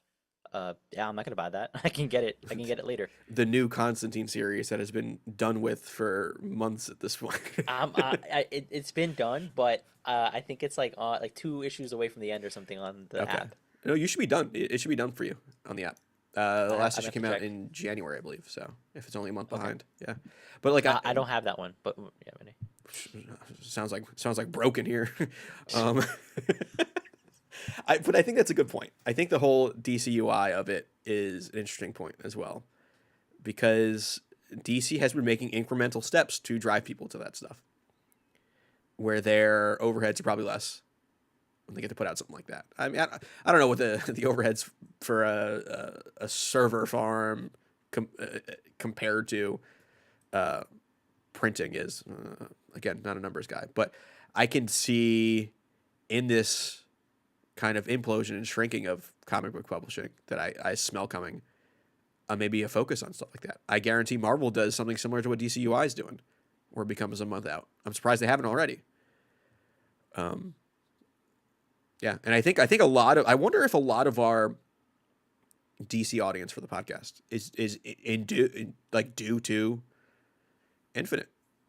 People love Infinite in our comics, our comments, and in the live chats. Scrollable format. It's something that is familiar outside of this realm, and I think the apps are making a lot of they're trying to get a lot of traction to push people to digital. Maybe a month ago, my aunt saw a Subway ad for DC, the DC Universe app, and that's probably the first time I've ever seen something like that outside of like Webtoons pushing their stuff. But it's a concerted effort to get people to go there, so that you can become a subscriber, and they need it. Actually, I did an analysis on that and the Marvel app on our Patreon if you want to go into the data of it and some tactics that I think they need to be doing to turn their stuff around, because even there, Marvel's winning. Kurt Wildshut brings up a what I believe personally is a very good point. I hate to blame people, but the momentum falling out from the 2012 image revolution really screwed the whole market. Saga and Bitch Planet were getting new audiences and never finished. That was the last time there was a real cultural groundswell for general audiences picking up comics. I completely agree with that. 100%. People complain all day long about superhero comics having no ending. Fine. I'm not going to argue with you. If that bothers you, sure thing. Guess you've never watched a soap opera. Whatever. But how many of those image books from those years even finished or are just still ongoing for some crazy ass reason? Like, Saga's great. I don't think that there's a problem with Saga from a quality standpoint. It's a great book. I feel like it should be over. It's been out for so long. Those creators, their lives have changed. They've got different things going on. Our lives have changed. I mean, my God. But it's still happening. If you got into comics through Saga, if that was like your way in, and you hate the fact that superhero books don't end and shit, you're waiting for an end, are you still on the hook? Mm. Are you still active? And it's weird because that I feel like ties in another issue with comics. Like Bitch Planet's a good point. Kelly Sue left comics for a time, went to TV, went back to TV, where there was more money. Where it's like, all right, do I take the risk of a creator-owned book in a medium that barely pays their creators, where they might need to even leave to do something else, or I'll never see the end of it? It's risky from a reader standpoint sometimes. Oh, and I wonder if the lesson learned for a lot of those writers and artists was, hey, maybe there isn't money in this, even if I have my own indie series, because of that era. There's so many that never finished. Saga is ongoing, fine, but something like Bitch Planet, something like Black Monday Murders, something like I almost said East of West, but that ended up finishing. But there's so many examples of books from the era that just stopped.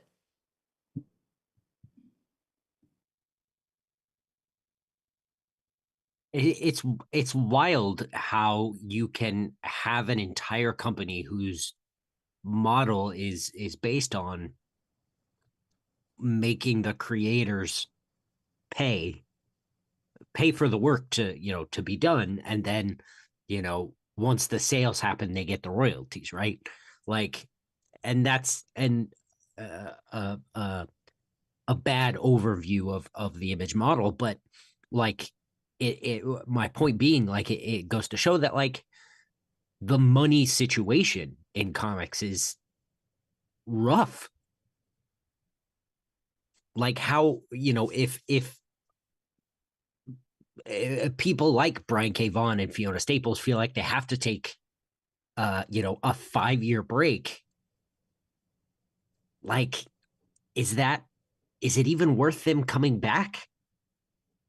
Like, obviously it'll be worth getting the finished story, but you know is it interesting? Are people still going to be interested? Will it be worse that it didn't finish? These are all questions that are thrown up in the air. But, like, in the case of something like Bitch Planet, like Tyler just said, Kelly Sue had went back to TV so that she could get some money to come back to comics. This industry just doesn't have the money to support itself. Yeah, because I believe that there just aren't enough active readers relative to the amount of active comics. Not everything appeals to everybody, and when you slice that pie so much, there's just not enough to go around. And Dan Trudeau said, "Yeah, TV shows get canceled all the time. There just wasn't anything to replace them." Yeah, certainly that's true. But it's like think about how important The Sopranos was to prestige television. That unlocked a whole like type of TV that we just didn't have before like that. What if The Sopranos didn't end? Or what if The Sopranos got canceled? Or what if The Sopranos went away for 5 years? If The Sopranos went away for 5 years, people would have come back, but it's the fucking Sopranos. Saga's not The Sopranos. There has to, like, it was very ambitious to say they wanted to do 100 issues. But if you're going to go away for 5 years, you're not committed. Not in the way that they needed to be to get that done. And it's nothing against them. I'm not saying that they shouldn't have done it if that was what was best for their lives at that time. It's all good. I'm just talking about the optics and I'm talking about the impact that that had. And it's not great. Even when Saga came back, I think it was 2021. They had like their big comeback, and they had like in shops they had like stickers and stuff like that. Um, I went to a midnight release for that. It's the last one I ever been to. I was in Buffalo at the time. Gutter Shop, Gutter Pop Comics, great comic shop if you're in Buffalo. If you're in Buffalo, I apologize, but if you're there, at least you have a good comic shop. But like that was great, but I guarantee you they don't have the same numbers they had for the previous issue. Even No way. with Image's marketing team actually assisting them.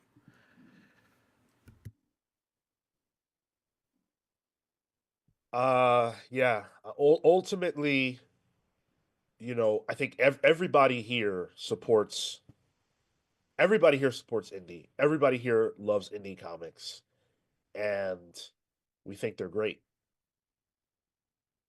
But I think we're at the point where publishers are going to have to be very selective about what they put out. And they already are, guys. That's the thing. They already are.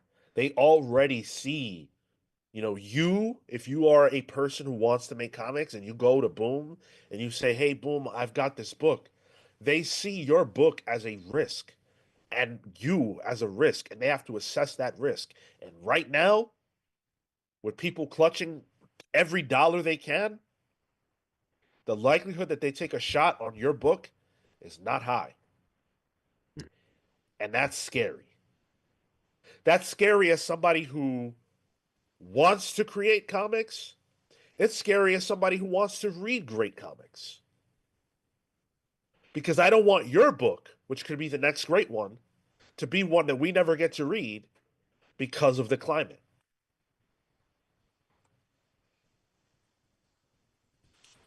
$4.99 from Common Sense. I like to share Nights by Wyatt Kennedy and Luigi Formisano is getting an animated adaptation by Studio Titmouse. And indie comics offers more variety. Yes, that is true. We've talked about Nights. It's great for them. Hats off to them for pulling that off. I still want to jump in on that. I bought issue 13. But yeah, that's true. Increasingly becoming a rarity. And let's be really honest with ourselves right now. Let's really say this. What was the last big indie hit? I know what it is, but what is it? Is it Something Is Killing the Children? Absolutely. And that was that was back when I was doing a different podcast, which is another lifetime ago. 2018, 2019. And since then, how many of the top creators in comics have tried? Everybody. Everybody. Boom has tried to recreate that, Yeah. Boom being the ones that publish Something's Killing Children. I love Grimm, Stephanie Phillips and Flaviano. Fantastic. One of my favorite books on the stands. But it didn't explode like Something did.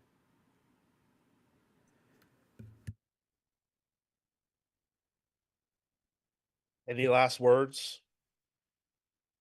Am I exploding too with comics? I just didn't want to end things before you guys had the chance to say your piece. I'll say my last words is that, like, yes, it's gonna be a bumpy ride coming up in comics, and as readers, support what you can, but do not beat yourself up if you can't. Um, I'm interested to see where where publishing moves to, like where these creators go, because um, as I explore the space, creators like at SPX, the super indie small press expo, they just fucking do it because they want to do it, man. Yep. Like they're the ones buying each other's books. So Pass around the same $10 bill. exactly, yo, literally, dude.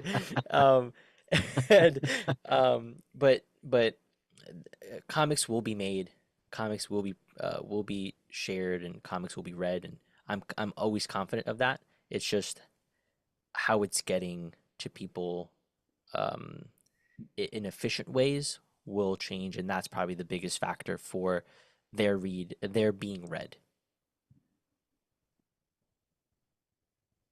If you love comics, the best thing you can do is support the creators. You know, don't rely on a company. If, as much as you can, take it to the creators and where the creators want you to buy it. We said this a couple of weeks ago, but um, you know, the more you can just hand your money to a creator, the more that creator gets. And that's how more comics get made, and that's how a creator survives. Yeah.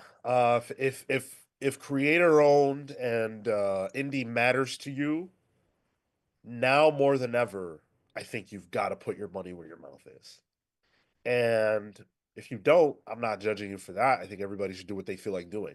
I'm just saying, don't talk about it, be about it. That's all. Grim. Oh, it's the Like hardcover new too, hardcover. and it's all wrapped. Yeah, yeah. Damn. Dude, I've been fucking buying books again, man. I forgot how fun it was. No Forgot how- wonder he has to move into a cheaper Yeah, I apartment. know. I was gonna say Yeah. the same thing. Let's hit a few comments. We're not leaving, by the way. We've got a lot more show to do. There's a lot more to talk about, for Yeah, sure. what are you, new here? We're not leaving. No, we never leave. But I did want to hit a few comments. So, Steve Canaris said, self-publishing is easier now than it has ever been. Let the publishers come to you after producing something great. To which Dan Trudeau responds, it's easier to get self-published, but it's never been more difficult to get your book in front of people. Steve Canaris follows up and says, 100% disagree. Maybe more difficult to get them in stores, but the internet is a worldwide audience available 24 hours a day. I think that both of those things are true, actually. I think that nowadays, yeah, you have the ability, technically, to publish yourself without needing anybody else's help, and you can just get it out on the internet, and it's a done deal. But because everybody can do that, what it means is that you are fighting for attention more than you would be otherwise, because everybody can do it, right? That being said, getting your book on a stand, getting your book in a shop is a way better proposition for you in terms of visibility, because the it's called the direct market for a reason. The market is directly there. That's where the people are. That's where you're most likely to find people, is when you are on the shelf in front of people, and getting that done is extremely difficult. I would personally rather be on a shelf than have my book on whatever indie comics digital space. But it's more likely that I'm going to be able to get it on that indie comic space than anything else. So what I better do is make sure that my book is good as shit. Make sure it's as good as it can possibly be. And hey, go to Boom, go to Dark Horse, go to Mad Cave, go to these places and say, this is what I accomplished, this is what I made, this is what I have, what can we do? Yeah, I think of friend of the show, Mark Bouchard, who I think I had on for Quistery back when I used to do that. They came out with oh geez, I'm blanking on the book. It took New Luke. work. Oh, it took Luke. Yeah, that's what I was. Yeah, so which they made on Kickstarter. They did all of that themselves. They did the publishing. They were driving copies to shops, manually driving the book to shops. But then Oni found it, put it out, and now it's at like Barnes and Nobles. You know, like that was what, 3 or 4 years. That's probably pre-pandemic actually at this point. Yeah, it was. So that's best case scenario, you know, where the indie book that was, you know, just in niche shops can in a local area can then go to nationwide distribution through like a big publisher. I don't know if that's as easy anymore in 2025. It definitely isn't, especially like having to find printers and paper. Like if you're doing it yourself as an indie publisher, like creator, that's going to be harder now. A lot of those places that would normally, you know, help print books might not even exist because we're looking at a bigger economic issue that spans outside of comics. So it becomes harder. Sure, you can go the digital route, but it's so inundated with creators. How do you stand out? So yes, is it easier? Sure. But it is harder to stand out. I also just say manage your expectations. You're going to sell a book, but don't get upset if you don't sell 1,000. You know, make those short-term goals, those long-term goals, whatever it is that you can. But and I don't want to say be really realistic about the situation, but manage how you're gonna react or how you think the outcome might play out one way or the other. Marco, I think you should say be realistic. The reason why I think that is because comics creators are artists, and artists sometimes, you know, do have those problems with, you know, being realistic about what is going to happen. And I think approaching it from a realistic perspective of saying, if I make the best book I can, if I put it in front of the right people, if I do my best, that can lead to bigger things in the future. But if you start your book thinking this is going to be the next saga, this is going to be the next Walking Dead, you're going to be in for a rude awakening because Robert Kirkman gave his life to comics. His life. While you and me were out at the club or doing whatever, Studying the sword. even having jobs, going to movies, playing video games, having love, all those things that we were all doing, Robert Kirkman was trying to make his dream happen. And he suffered a lot in those early years to make his dream happen. He sacrificed a lot. He didn't say, when Image rejected him the first time, he didn't let his little heart get broken. He said, fuck that. I'm going to come back with the next one. And guess what? They rejected that too. And he said, fuck that. I'm going to come back with the next one. And he did it and did it and did it until the next one was invincible. And now he's rich as shit. It's funny, to be a comics creator, you need to be realistic and also insane. Yes. To be an artist, I think. Yeah, for sure. Especially now when I can just type that into an algorithm somewhere. I meant any kind of artist. I know. Like, Well, yeah, yeah. and that's not art. So exactly. Yeah. Kurt Wildshit has a suggestion for us. He says maybe y'all should do a Saturday show focused on pitching your favorite new indies and why you like them, be the change and all that. I appreciate that. Go ahead. Well, maybe you should lock that idea up because we've already trademarked it. You just sent an email to yourself, Cale? That's right. I appreciate the notion, but like, if we do that, what happens, right? Like, if we do that, do you guys show up for the video? Do we have 100+ people tuned in watching? Are we getting super chats? Like, this, the support that we talk about for comics applies to us. If I put out my dream comic, that may not be something that's interesting to you, and you may not give a fuck, and you may not buy it. And now I put my comic out, and you didn't buy it. The same way that there are certain things that we might, as people, want to jump on here and do and talk about that we just happen to know you guys won't show up and watch. And Kurt, we've talked about this before, this exact thing, and where it fits. And I think if you want some of that, check out Pal's Previews on Mondays, where we talk about the books we don't necessarily read on Pal's Pulls, where we do shout out books that maybe would not get clicks if that was the front and center. If I put front and center, I don't know, Rick Remender's Seasons, nobody's going to know what the fuck I'm talking about. Even if somebody searches Seasons, they're going to see, oh, a comic book. That's not what I was looking for. So there are places for it that we got to slide it in to get eyes. We got to put out our Spider-Mans for our indie topics to exist. Every single one of us has a much more diverse palette than what we get to discuss on Pals Pulls. Every one of us. If you look at my pull list, if you hear what I pull, you will see that I have a lot of indie books that I pulled but don't get to talk about. Because if we show up on a Thursday and the thumbnail and title reference an indie book, you guys ain't there. And that's, Yes, but Samuel Summers says just do an indie spotlight show. We will be here. But my man, you won't. I know you say that and you have the best intentions, and I love you for it, but you just won't.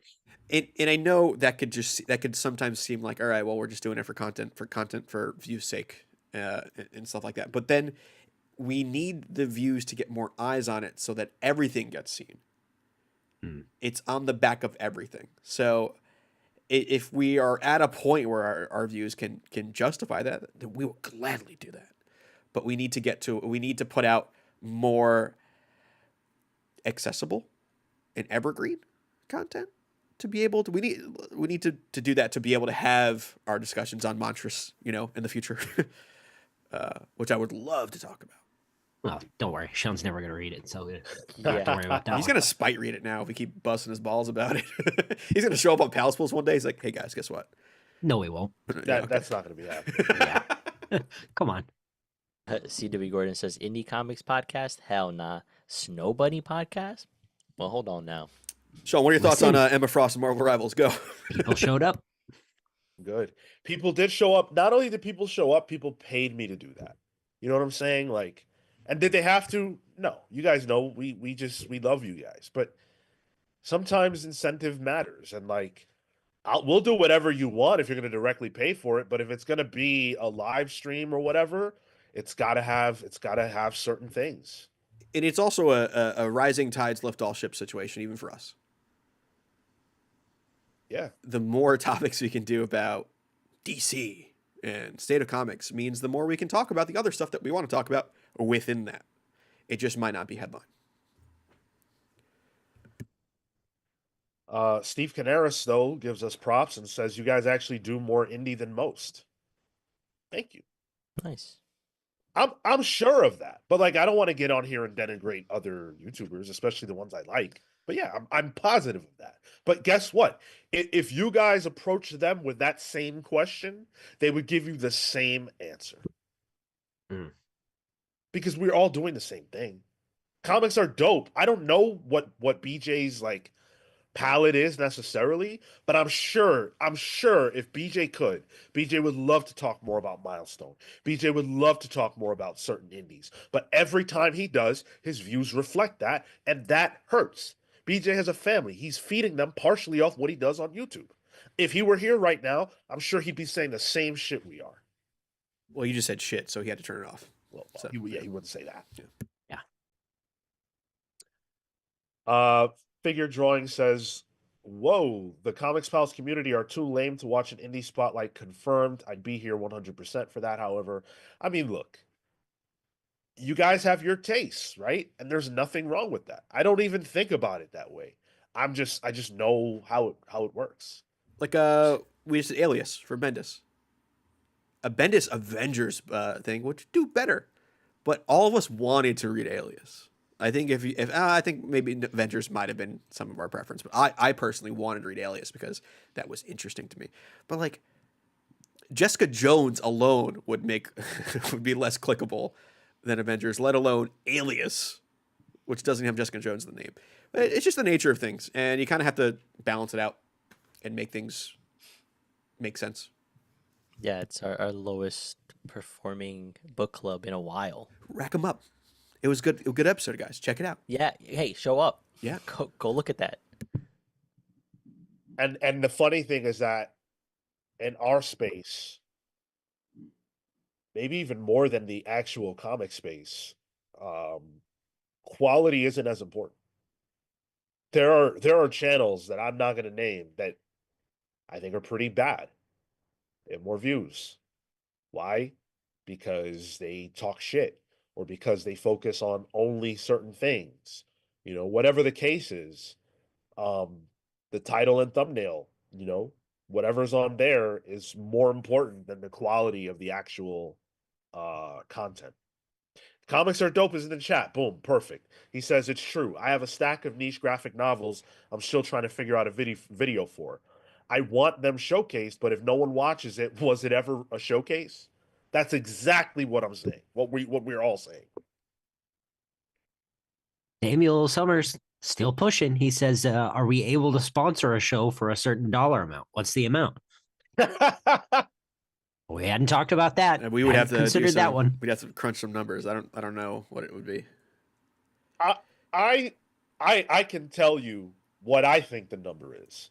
So I feel like an individual episode of this podcast, based on a variety of things, has to make about $100. That's how I look at it. Between ad revenue and you guys' support. So if it could do that, I'll do whatever you want. We can do whatever you guys want. Sounds like a new Patreon tier. I don't know. Hayden says, "How much do I need to pay to get Sean to read The Misfits from Shadow of the Bat number 7 through 9? Killer Moth is a goated Batman villain for me." Are you kidding me? Are you actually on here paying me money to kid me? You're asking how much do you need to pay to get Sean to read a Batman book? Just hand him the Batman book. What are you talking about? He'll pay you. There have been listeners who just sent Sean stuff. Like, Man. Atomic Hound paid $20 to get me to read Laughing Fish. I've never had a better time getting paid in my life. That was one of the best comics I've read all year, and I got paid to read it. That was a beautiful thing. Love it. Hayden, I'll give it a look for you. What else? There was some good. You guys are great with the comments. I love you guys. Aaron Ruiz, would you ever try to do one big 2 book and the rest indies on Pals Pulls, just for the giggles and see how many people stay? Not for the giggles. I'll tell Not you a that. laughing Not for matter. the giggles. Yeah. That'd be tricky. Dude, I'm sure I'm not the only one who does this. I watch the viewer count like a fucking hawk. And I know that whenever the DC portion of Pals Pulls ends, some of you say bye-bye. And then when the Marvel portion of Pals Pulls ends, more of you say bye-bye. So by the time we're talking about Geiger, which is not fucking indie practically, we're talking to half of you. Yeah. I mean, Transformers, I feel used to happen. I think I know the solution. With Geiger, you lose a quarter of this podcast. Like, Guys, there's an easy solution. We review Sean can review a DC book at the same time Marco's reviewing an indie book. We can do like a left and right audio thing. Yeah. So you can just take out. Yeah. Yeah. It's like binaural audio. We can kind of tap into. I like that. I'll figure this one out. I got it. I fixed it. By the way, this isn't meant to be a bitch fest. We're not trying to put you guys on blast or anything. It's nothing like that. We're just shooting honest breeze with you. That's all. And also check out Pal's previews. Yeah. Watch our stuff. The same way that Cale said, the best way to support creators is to go to them, not literally, but to meet them where they're at with your dollar. The same applies here. No different. And we do that regularly on the Patreon. I had a series of I think 5 posts where it was just my haul from SPX and going through I think about maybe 20 books. Indie. No one else is gonna see that shit. And I'm not even saying check out Pal's previews just to support us. No, the indie stuff is there. I've talked about Mr. Boop. Yeah, Marco's talked about Michael DeForge comics. Like we have to put, like, that's where it goes, and I think we have fun doing it. Marco's talked about stuff I've never even known existed on that show. Typically, we like to, if one of us has something to talk about, we'll tap on a little spotlight at the end of that. That we know where we talk about it. I plan on having something for the next one. So Look at this shit. Look at this shit. yeah. I love it. I love it. It's silent. It's silent and it's geometry. But look, I saw the numbers going down already. So like, Yeah, exactly. People that's- glazed over. The panel glazed. it has a different meaning now. Oh, sorry. The glazed over. Yeah. Matt Clayscale says, yes, almost all comic YouTube pages are just incredibly negative takedowns of the popular stuff. It gets very exhausting. Dude, I couldn't agree more. I love Marvel and DC. I also love indie. One of my least favorite things, something that will always repel me from a channel, is if I go on that channel and the first things I see is about how much Amazing Spider-Man sucks, or DC sucks, or women suck, or whatever. If that's the tone of the channel, I'm gone. I don't need it. Yeah, we'll do our certain things like our Marvel fumbling the X-Men right now, but that's not coming from a place of we hate Marvel, we hate DC, we hate the X-Men, we hate Gail Simone. It's not anything like that. That's never the point. All right, we've got a lot more show to get into. Oh, got to get this super chat though. Damn you all with Hey, $5. wait a minute. Wait a minute. Hey, I wouldn't expect to get $5 from damn you all. But thank you, the Comics Pals, for being welcoming and decent human beings. P.S. Emma Design and Comics versus Marvel Rivals. Oh, comics 100%. Bro. Well, yeah. Marco, have you seen this? Yeah, I did. I was I was all those emojis on that image.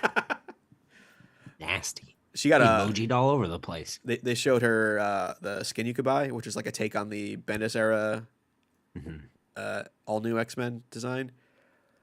Bro, I'm surprised Marvel signed off on that. That's a lot of underboob. It's I feel like it's a safe. I feel like that's a safe design for Emma Frost. sure, Compared to and some of the stuff Chris Anka put her in. sure, yeah. But I guess you can also say game-wise it makes sense because she has a diamond form, so you need to be able to see the diamond parts. So there's a justification for it, gameplay-wise. But I'm excited she's in the game. I'm loving it.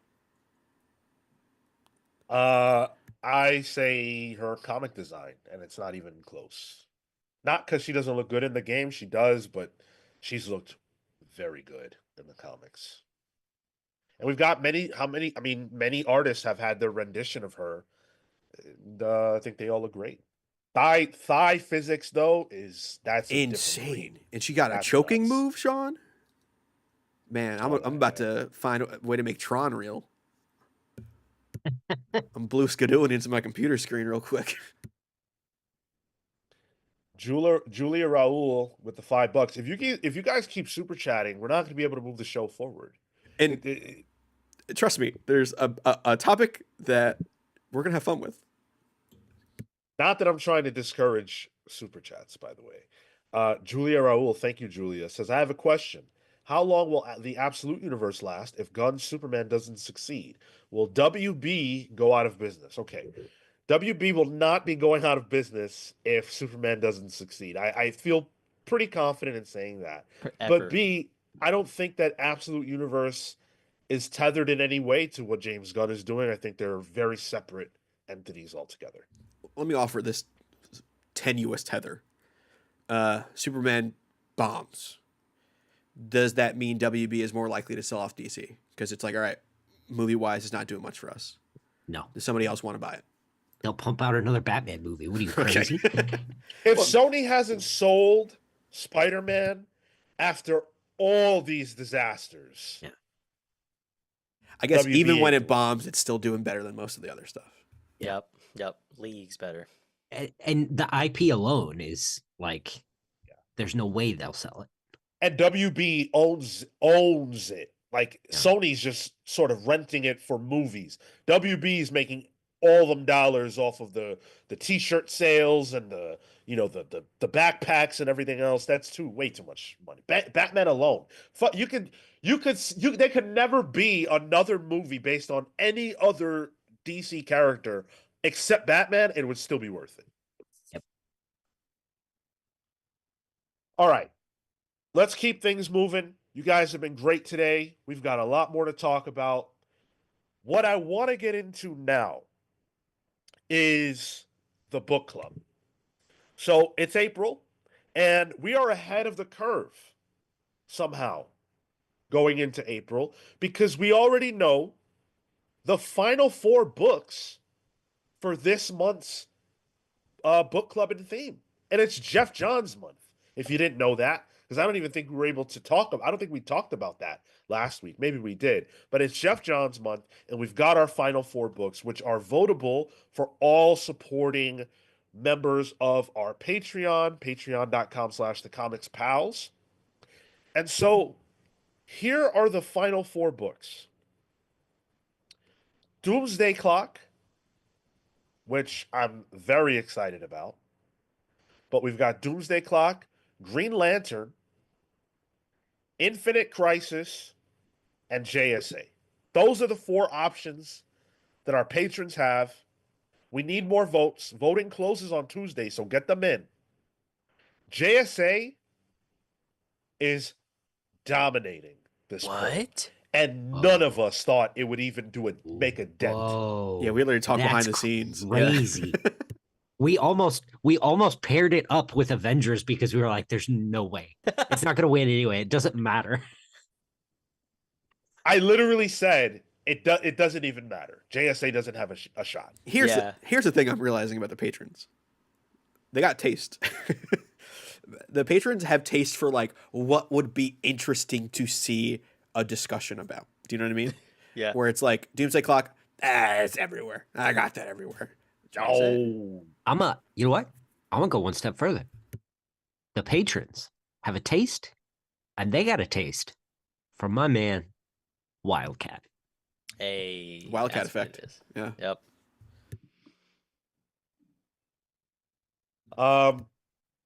So yeah, make sure you get your vote in if you are a member of our Patreon page. It only costs $3 to be able to vote in the book club poll, so you can get your vote in.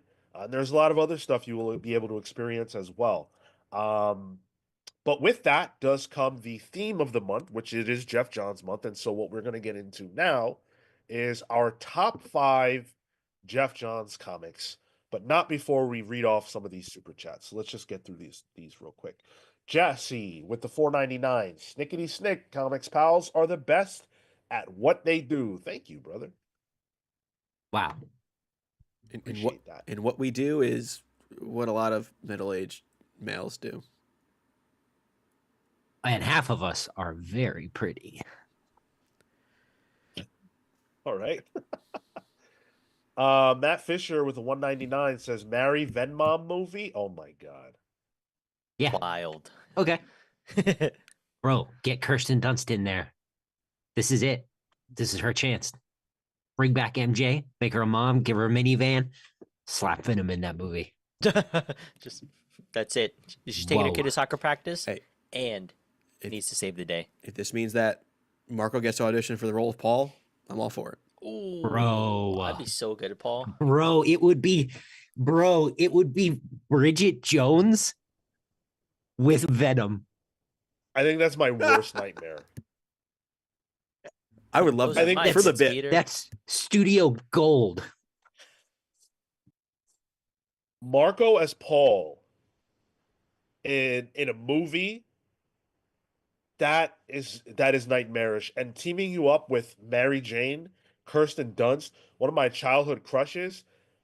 Fuck that, Wow. dude. There are Wow. some great Congrats, jokes. Marco. Yeah, there are some great jokes I can Thanks. make here that I won't because it reveals too much about Marco. Thank you. I'm really excited for this role. I think it's going to be transformative to the medium. Honestly, Don't go it's method gonna for re- it.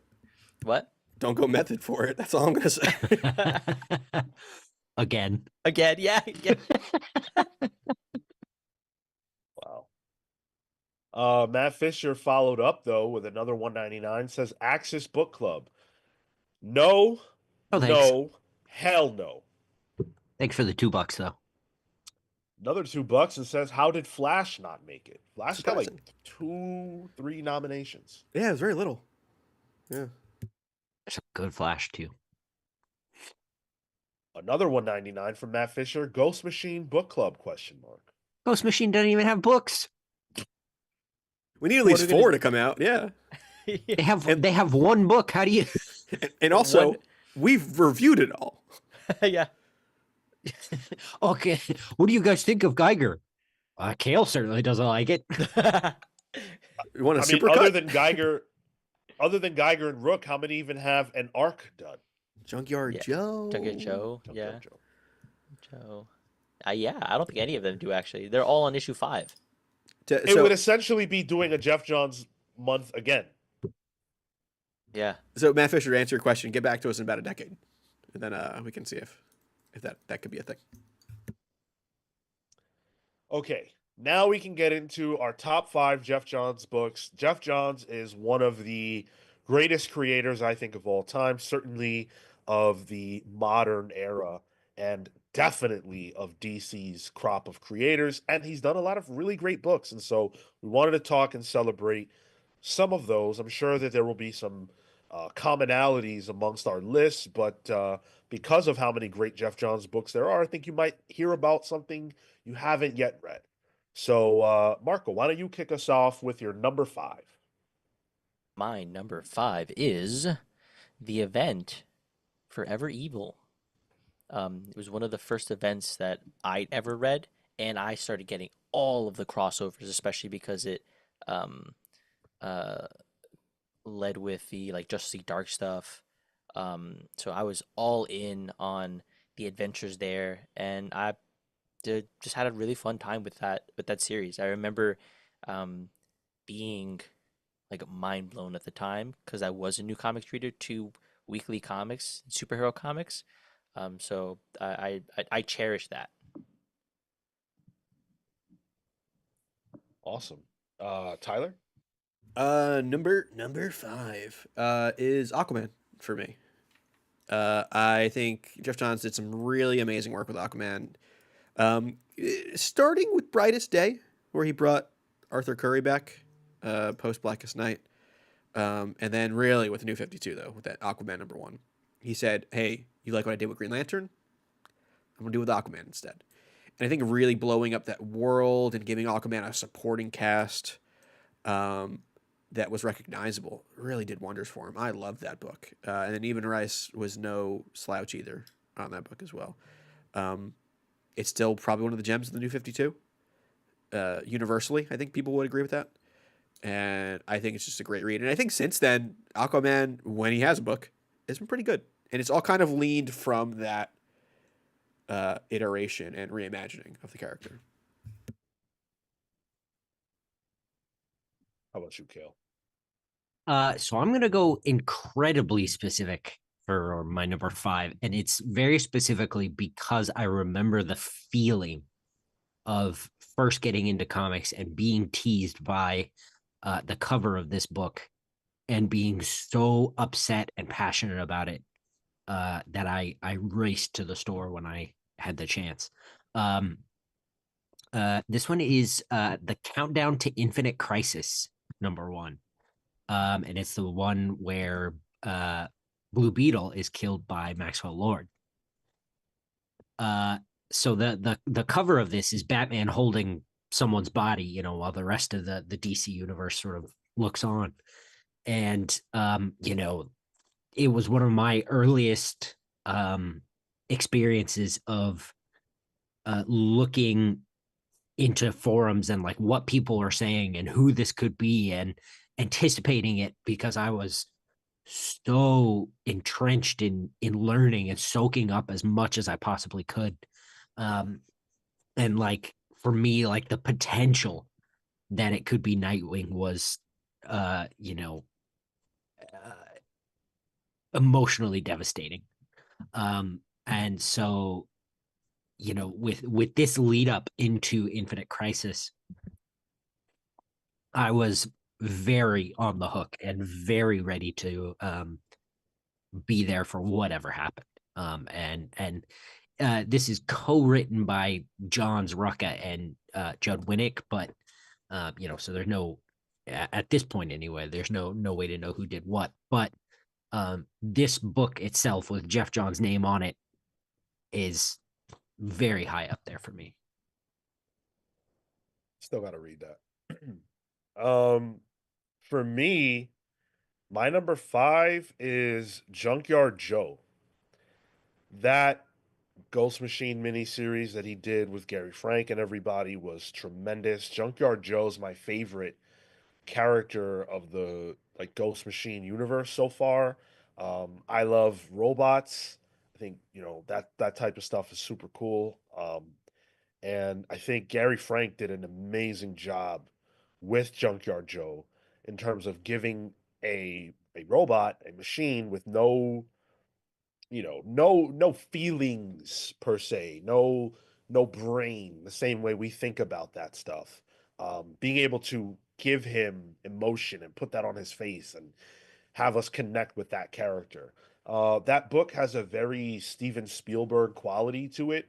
Jeff has talked about that, and he really does a great job of tapping into something that's important to me, which is the horrors of war and what war does to people. That first issue of Junkyard Joe, one of my favorite issue ones of all time. And so I give a lot of credit to the creative team for that. I love Junkyard Joe. So those are our number 5s. Feel free to share your lists with us in the chat. We'd love to see it. And stick around in the coming weeks because we are going to be giving the rest of our lists as we go along. Dan Trudeau shared his list. He says number 5 is Aquaman, number 4 is JSA, number 3 is Infinite Crisis, number 2 Green Lantern, and number 1 The Flash. Valid. I still got to read. I haven't read Flash. I haven't read JSA. I feel like a fake fan. About to. Right. That poll's any indication. Yeah. Yeah, Hayden's Hideout says his number 4 is Justice League. Number 3 is Batman Earth 1. Number 2 is Blackest Night. And number 1 is Aquaman. And he hasn't read enough to make a top 5. I feel like you could split Blackest Night. You're right there. Not even trying. CW Gordon says 5 with Doomsday Clock, 4 at 52, 3 Justice League, 2 Forever Evil, and 1 Green Lantern. Hell yeah.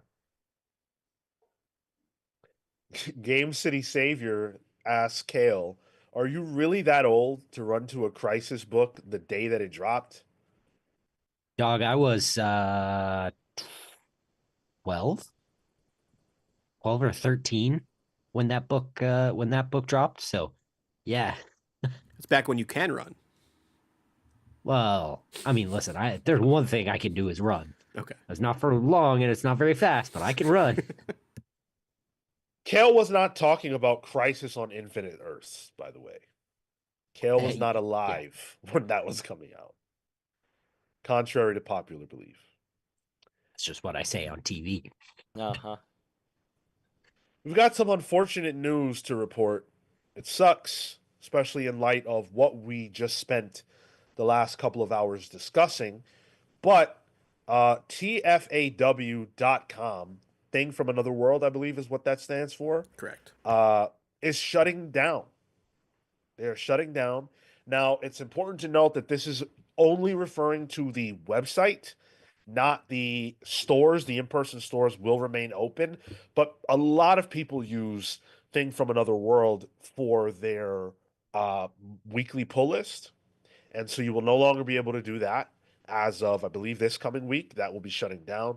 And then also a lot of people use them to get their graphic novels, their omnibus, their trades, etc. And you will not be able to do that anymore as of April 21st. So by that point, April 21st, you will not be able to place in stock orders on that site.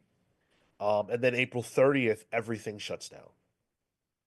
So if you are a regular user of their website, that's just a heads up. You're gonna have to find another place to place your orders. There are tons of options. I want to make sure that people know this doesn't have to mean your time is over with comics or whatever. Um, you have cheapgraphicnovels.com. You have dcbs.com, midtowncomics.com, um, instocktrades.com. I'm sure there are others that I am missing, but those are some pretty good options that come to mind right away. But I wanted to make sure people knew that this is happening because it's a pretty important thing. It's a pretty big website. And then also, if you want to make a final purchase from them, or if you want to see what the website has, now that you know about them, there is a 45% off sale happening right now.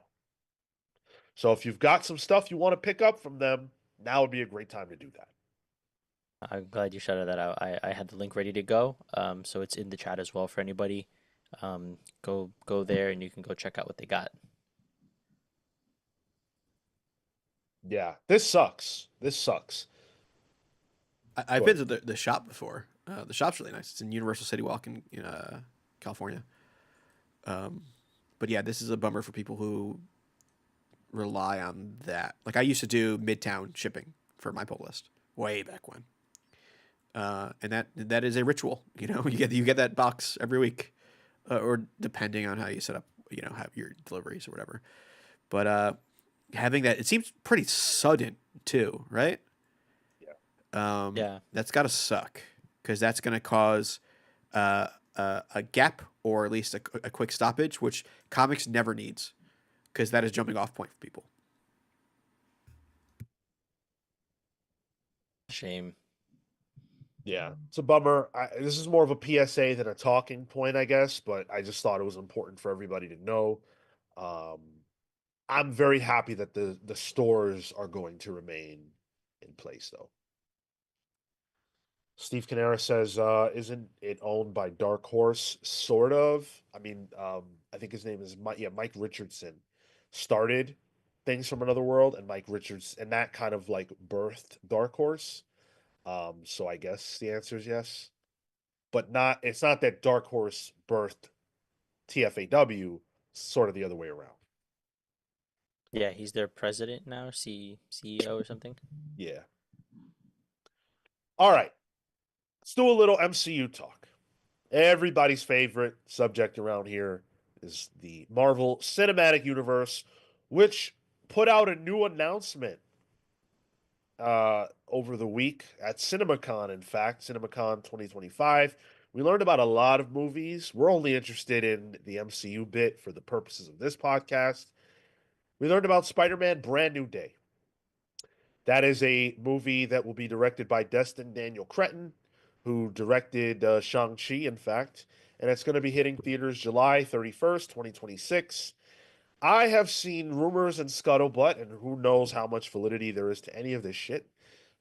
Two things. One, that Sadie Sink will be in the movie of Stranger Things fame. I am very happy about that. I hope she's playing actual fucking Mary Jane, but who knows? I thought that was confirmed. It's that a- confirmed she is in the, at least Deadline is reporting, like the major outlets are that she's reporting in the she is movie, in the yeah. movie. Yes. Yeah. As who? Unconfirmed. Right. Yeah. Right. Okay.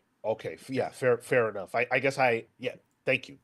The I guess this next thing I'm about to say is much more of an unconfirmed thing, which is that they are currently casting for a 30-ish male, Asian male. And if you think about that in Spider-Man comics, that should make you think about Mr. Negative, Martin Lee. I am so excited for the prospect of Mr. Negative being the primary antagonist of this movie. That is what I said. That is what I asked for. If that happens, I will be so happy. That would also tie into Brand New Day. Brand New Day at the time was post One More Day and post Mephisto of it all. And that's where he was introduced during that era. That was, I hope this movie opens with a cold open of Spider-Man chasing down Screwball, because like that's also of this era. I'm okay with Mr. Negative. I think it could lead to some really cool visual stuff. The Spider-Man game, the Sony game, did a great job with Mr. Negative. Great work there. Which I guess my only issue is like that was so recent. Do I need another retelling of that? Yeah. But this goes back to what people wanted it to be, like a more grounded thing. If it's crime and Mr. Negative, that's about as grounded as you can get. It's definitely not multiverse spanning stuff that No Way Home was. And I like that. I like that we're not getting that anymore. Like we've been on such a tear recently with all of the multiversal pieces. This is happening here. This is happening there.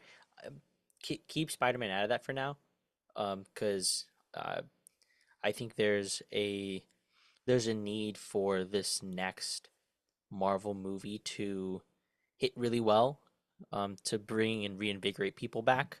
Um, so yeah, I'm excited for it to just be a story otherwise unfolding in New York City.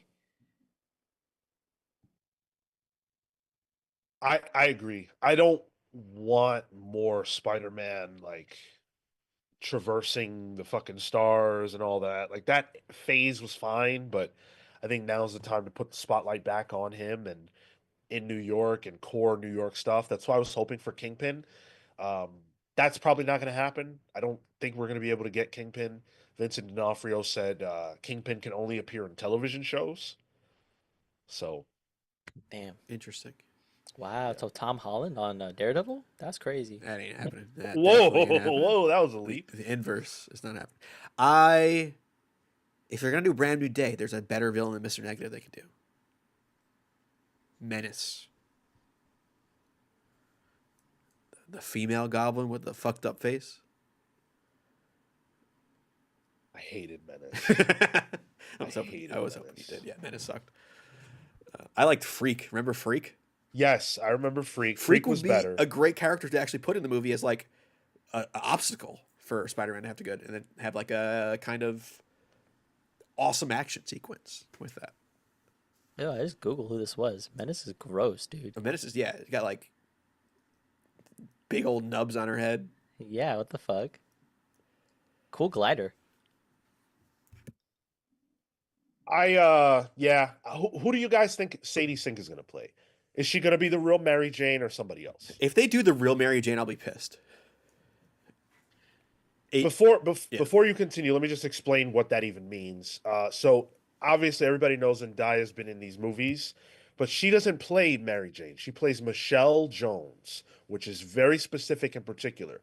I am of the belief, because of the Sony hacks that everybody knows I'm obsessed with, that it is impossible for an actual Mary Jane to appear in these films. And that is why we have Zendaya. So as much as I would like to see Sadie Sink play MJ, I do not think that is what is happening. Go ahead, Tyler. She was called MJ in the previous two movies, Like, it's Yeah. MCU MJ. That's Zendaya. There's no going around that. MJ. Yes, MJ Not Mary is Jane. Zendaya. Zendaya is MJ in the MCU. If they do Sadie Sink is now Mary Jane, that'd piss me off. Don't do it. I think that'd be bad. I think there are two things she could be. If you want to lean in onto the ginger, there is the thought that she is just making a cameo as Jean Grey. And this is them seeding that. Or Black Cat. She doesn't need to be ginger. She could get her hair dyed. I guess someone said Carly Cooper in the chat too. I guess that's a possibility, but like Sadie Sink is too young to be a forensics specialist, I think. My gut leans to she is an X-Men.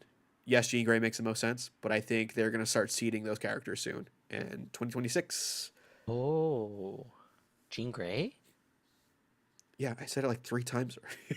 Heard of her? Dude, I would be hyped as fuck if she was playing Jean Grey. That would be amazing. However, not in Spider-Man. I don't want him to team up with anybody on film except Daredevil at this point. I just feel like they've ran that to the ground. Those team ups in the first 3 films. Let the boy do his own thing. Yeah, I agree with that. Definitely don't. No more tagging along. Like the training wheels need to come off. Harris with Firestar. He says she could be playing Firestar. I could see that. Something to that. I like that a lot, actually. I think that's pretty dang cool. We shall see. We shall see. Fingers Uh, crossed. now, the other thing that we have to talk about, something I am much less excited to talk about. And really, I'm just doing this to give you guys your fucking moment, all right? So we can get it over with. I don't want this to hang over my head. It's the news, the rumor that Blade has been canceled. He tweets something really bad. No, no. Did he say the Wait. F slur? Fangers. Fangers is the F slur. This is a Oh, vampire. I don't joke. like that one bit. Yeah. Isn't that a True Blood thing? Now, this comes from a rumor that now I'm on comicbook.com, and their source for the rumor appears to be from an ex-user, Your Only Hope, YR Only Hope. That is not necessarily a name that I know or care about in any way, shape, or form as far as a rumor or scooper. But admittedly, Blade has had a tough time. This movie was announced way back in 2019, and we haven't really gotten anything good since then in terms of announcements. All we've had is directors coming and going and writers coming and going, and Mahershala Ali's fucking um, Agent. agent saying, "What the hell is happening at Marvel?" Which is a very bad sign. Um, But before you guys get in my ass about this, I need you to know one Pause thing. of the week. I need you to know one thing right now. My bet with Kefis about this movie, for those of you who don't know, I've got a bet with a listener that if this movie doesn't come out, I owe him an omnibus and vice versa. It's not over. The bet isn't over. And we both agreed because there hasn't been an official announcement. So that's a fact. I'm going to ride this bet out, and Kefis agrees. That is that. Now do your worst.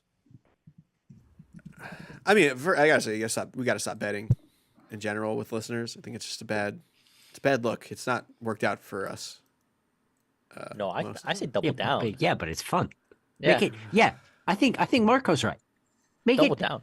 who omnibus, Sean. Oh, no, bussy. He said this movie ain't coming out. All right. Who omnibus says it does. I just think it's funny how they're having trouble with this. Like, out of all the characters, there is a known history of how these movies work that people enjoyed, with a known actor who is now his star is fading because this has been in limbo and he's kind of been in the sides waiting for this to happen. Like, Ali has been in only a handful of things in the meantime. He's going to be in the new Jurassic Park movie, so he at least got to do that big IP thing. But like, he went from winning an Oscar or nominating, I'm not sure if he won, to just nowhere for a good while. It was like Oscar nom, Marvel MCU announcement, limbo. And that sucks for this dude, who's a tremendous actor. So I think that's a problem. But like, it's so straightforward. I'm sure we could write the framework of how a Blade movie would work. Opening scene. What do we got? Opening scene. Daylight. It's I got you right now. Stop me if you think this is a bad idea. Opening scene, nightclub, right? Rave, dancing, music, drugs, rain, water. In walks. In the club? Yes. In walks. Club's got a problem. Listen, they need to check out their pipes, their plumbing, their roofing, all that. Wow.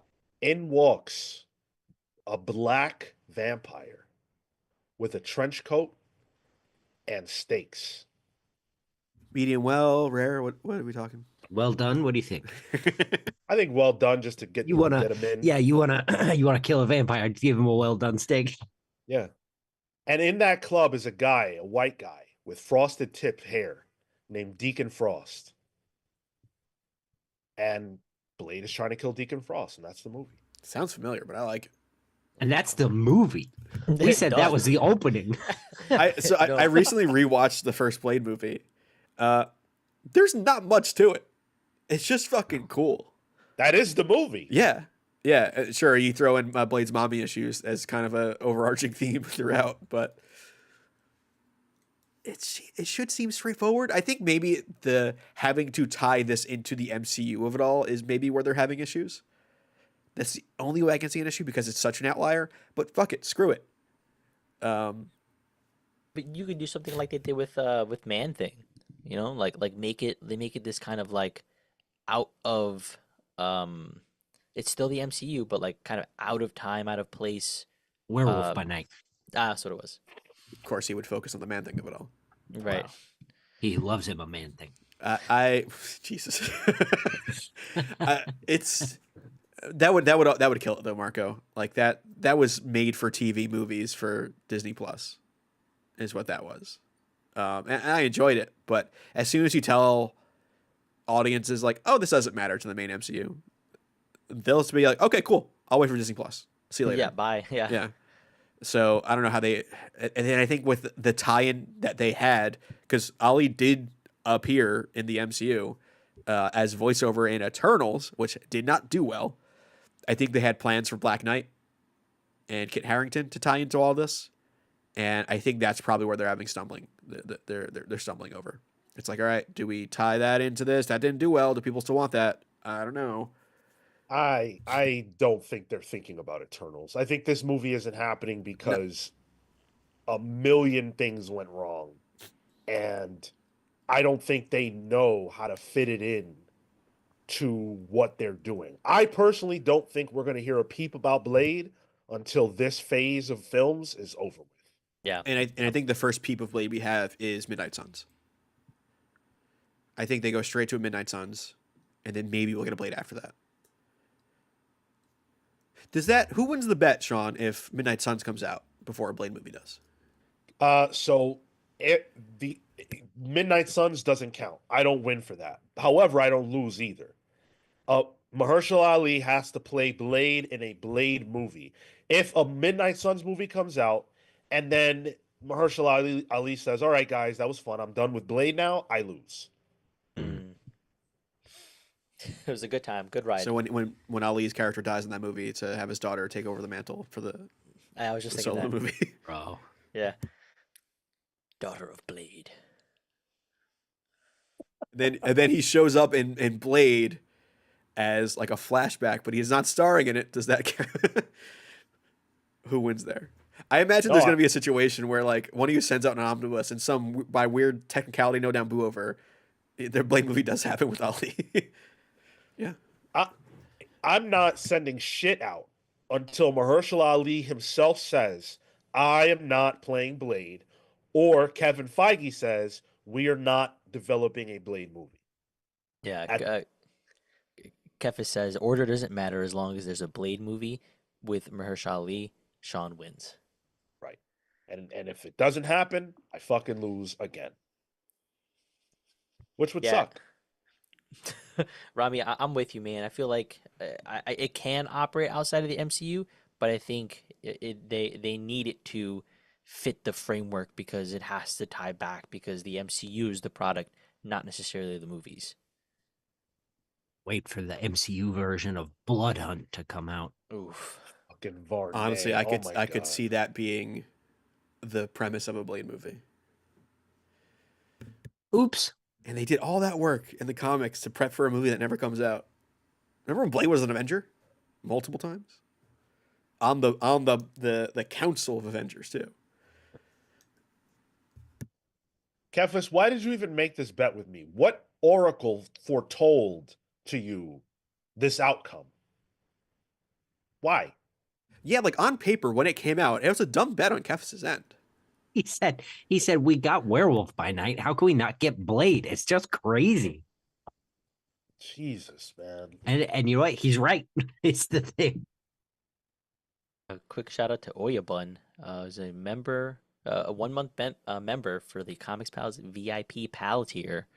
Says, I might be overselling the importance of Blade and Blade 2, but those movies are relevant even 20 years on. Improving on that is an uphill battle. You know what? I've never seen those movies. I think you're underselling it, actually. I think those movies are important for the way Hollywood sees comic book to film as a pipeline. I completely agree.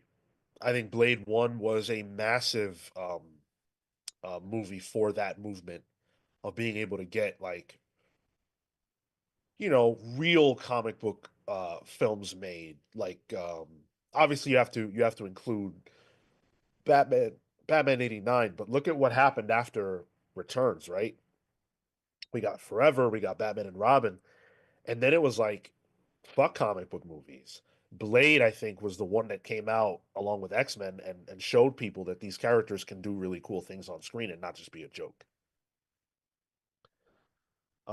Julia Raul with the $5 says the way things are looking over at the WB, Batman 2 might be canceled. Julia, if you think that the WB is going to cancel the sequel to a movie that made, I think, $1 billion, you're bugging out. They're going to let James Gunn's Batman appear before Batman 2 happens, if need be. Like, they're going to let Matt Reeves do his thing, and that movie will come out and it'll make a whole bunch of money. I don't think it's getting canceled. Unless creatively Pattinson and Matt Reeves leave for some reason. If it's up to WB, that movie's happening no matter what. And even if they leave, that movie is still happening. They don't give a fuck. Yeah. It's Batman. Yeah. Things are looking good for WB right now, so I don't know. Are they? Are they not? With all the stuff that's been coming out, the future plans, they have a 5-year plan for movies. I feel like they're strong on the prospects of a DC film universe. And Zaslav still in charge, so I wouldn't write that future of the stars yet. I mean, I think Warner Brothers, WB Discovery is in a fucking disaster zone. I don't think they're good at all.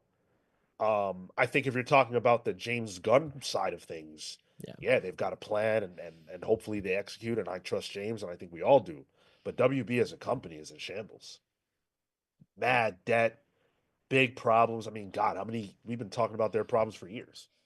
They just got rid of Looney Tunes, man. Like, rip. They got rid of it from Max, and then there was a report saying they're leaning into it for future films. What's the thought process there? There is none. Absolute Overthinker says, any pals like my Batman bet? Throw the bet out there, bro. What's the bet? I didn't see it. Throw it out, and I will think about it. But realistically, I need to stop betting you people. I'm 1-1. It's not like I'm doing bad. I beat Lucas Hallner a few weeks ago. So it's not like I'm doing bad, but I need to cut this shit out. But what's the bet? I think his bet is that it's not going to happen. I'll take that action. Are you kidding me? John.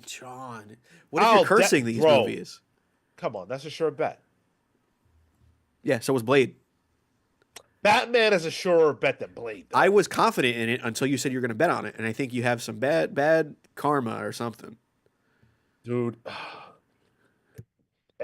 And this is why I don't watch the Lakers. Every time I watch the fucking Laker game, they lose every time. But when I don't watch, they win. They win. It's correlated, dude. Always. So annoying. Look, absolute overthinker. Tell me the terms. What are the terms? Present the terms. He said it right here. Exactly what Tyler said. I bet James Gunn's Batman comes out before Matt Reeves's. Oh, that's different. Hold on. Are we talking about Batman and Robin, or are we talking about like a Batman solo movie? Because I could see Batman and Robin coming out before James Gunn's the Batman. I will not take that bet. Yeah, Matt Reeves the Batman. I'm sorry, Matt Reeves. Yeah, I will not take that bet. Julia Raul here with another $5 super chat. Remember what happened to Joker 2? I'm afraid that's what might happen to Batman 2. And if by that you mean Lady Gaga is going to be in Batman 2, then I am in. It came out though. Yeah, True. yeah, Yeah. Still made a crap ton of money. yeah. Sign me up. I'd love to fail like that. It sounds great. Yep. Lady Gaga on the press for her new album was asked about the movie. She's like, some people just won't like things. And like, Yeah, sure. hey, it's all right. Whatever. They Yep. tried. It made what it made. It did what it did. That's all. Rami with the $4.99. I consider the Blade movies are the main reason why the MCU exists. Maybe not the main reason, but I would say it's there in that chain. It's definitely in that chain of reasons why. Certainly, especially when you consider the Kevin Feige of everything and his involvement with the X-Men and how that all built up. Pigeon's hideout. He's right. 99% of gamblers give up before hitting the big win. That might be a bet worth taking then. I'm good on that one. And no, we're not going to talk about that Superman sneak peek. That's not going to happen. It's not going to happen because A, none of us watched it, so we have nothing to say. But also B, I think none of us want to watch it because I'll speak for myself at least. Like, I've seen enough. Until July, I don't need to see a single new scene. I'm good. Yep. Yeah. I didn't even watch that. I don't want to watch it. Yeah. No. Yeah. The one trailer we got, more than enough. If I I understand the tone. Yeah. If I see a new trailer when I'm at the movies, so be it. But I'm not going to seek it out. Yeah. 100%. Man, I want to bet. But I want a good one. You guys got to cook something up good. If you want me to take your action nowadays, it's got to be good. Thanks to our sponsor, DraftKings. You too can. Bet on anything. I would love to get DraftKings on here, dude. Entertain Me says, Sean, you forget we didn't get the Batfleck movie. There are so many reasons why we didn't get that movie. Chief among them is that Ben Affleck didn't want to do it anymore. The Matt Ben Affleck Reeves himself. Yeah, the Matt Reeves stuff. It's not like that's not what Ben Affleck's Batman would have been, but Ben Affleck's Batman would be happening in the place of Matt Reeves stuff if Ben Affleck wanted to do Batman. It's not there was going to be a Batman either way. It was going to be what Ben Affleck wanted or something else, and we're getting something else. But there is a Batman movie. Yes, Kefis, I want another bet, but I want a good one. And you I don't know what fucking powers you have, dude, but you have taken two really bad bets that just worked out. I don't know how that Fantastic Four bet worked out. That was some bullshit. Kefis was in Wuhan getting the. He's like, oh, Get ready. They won't see this pangolin coming. Wow, dude. Oh, Hayden's hideout says odds on Hugh Jackman in Secret Wars. Done deal. 100%. Yeah. I guarantee him and Tobey Maguire are probably main characters. Yeah. Hey, then I'll take your action on that, dude. What do you want to give me? That's the question. Kefis said, if I win, how are they bad bets? I mean, I'll give you that, I guess. But like, if I jump off a roof and I live, was that smart? No. That's how a real better talk, Sean. That's how gamblers Just work. like, if you live, it's a good jump. Yeah. Do a flip. F3, no, we are. I think it's safe to say all four of us are very excited about Superman, but we want to see it as it comes, not through sneak peeks and clips and trailers. Yeah. I want to see the final product. I don't want to engage in speculative discourse around it because most of it's negative and it's tiring and just I don't want it to cloud.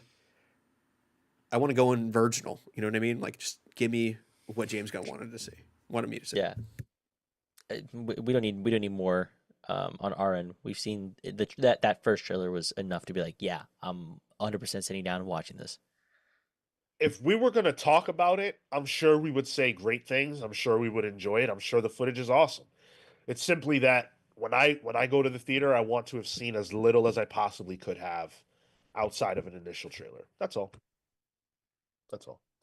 Julie Rowe with the $5. The movie where the Joker gets SA'd and stabbed to death at the end. I don't know what you're talking about, Julia. I thank you for the 5, but I don't know. I don't even want to get into that. I don't know what that means. Silhouette says, what were the other 2 bets? Does Fantastic Four release in 2024? I lost.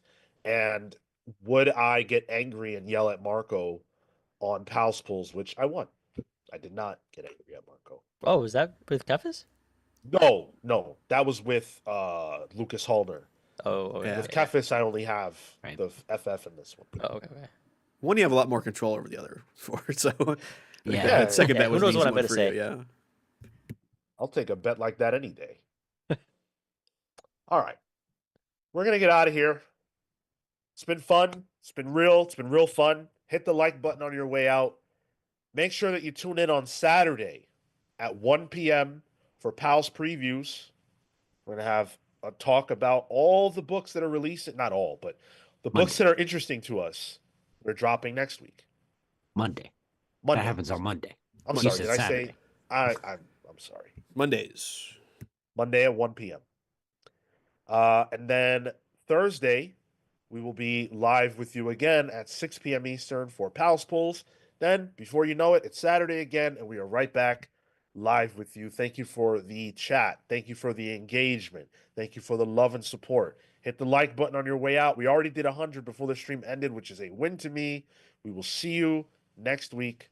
Until then, take care, guys. See you next week. I got to stop saying that shit. Yeah. Yeah, you do. Kind of stealing my thing.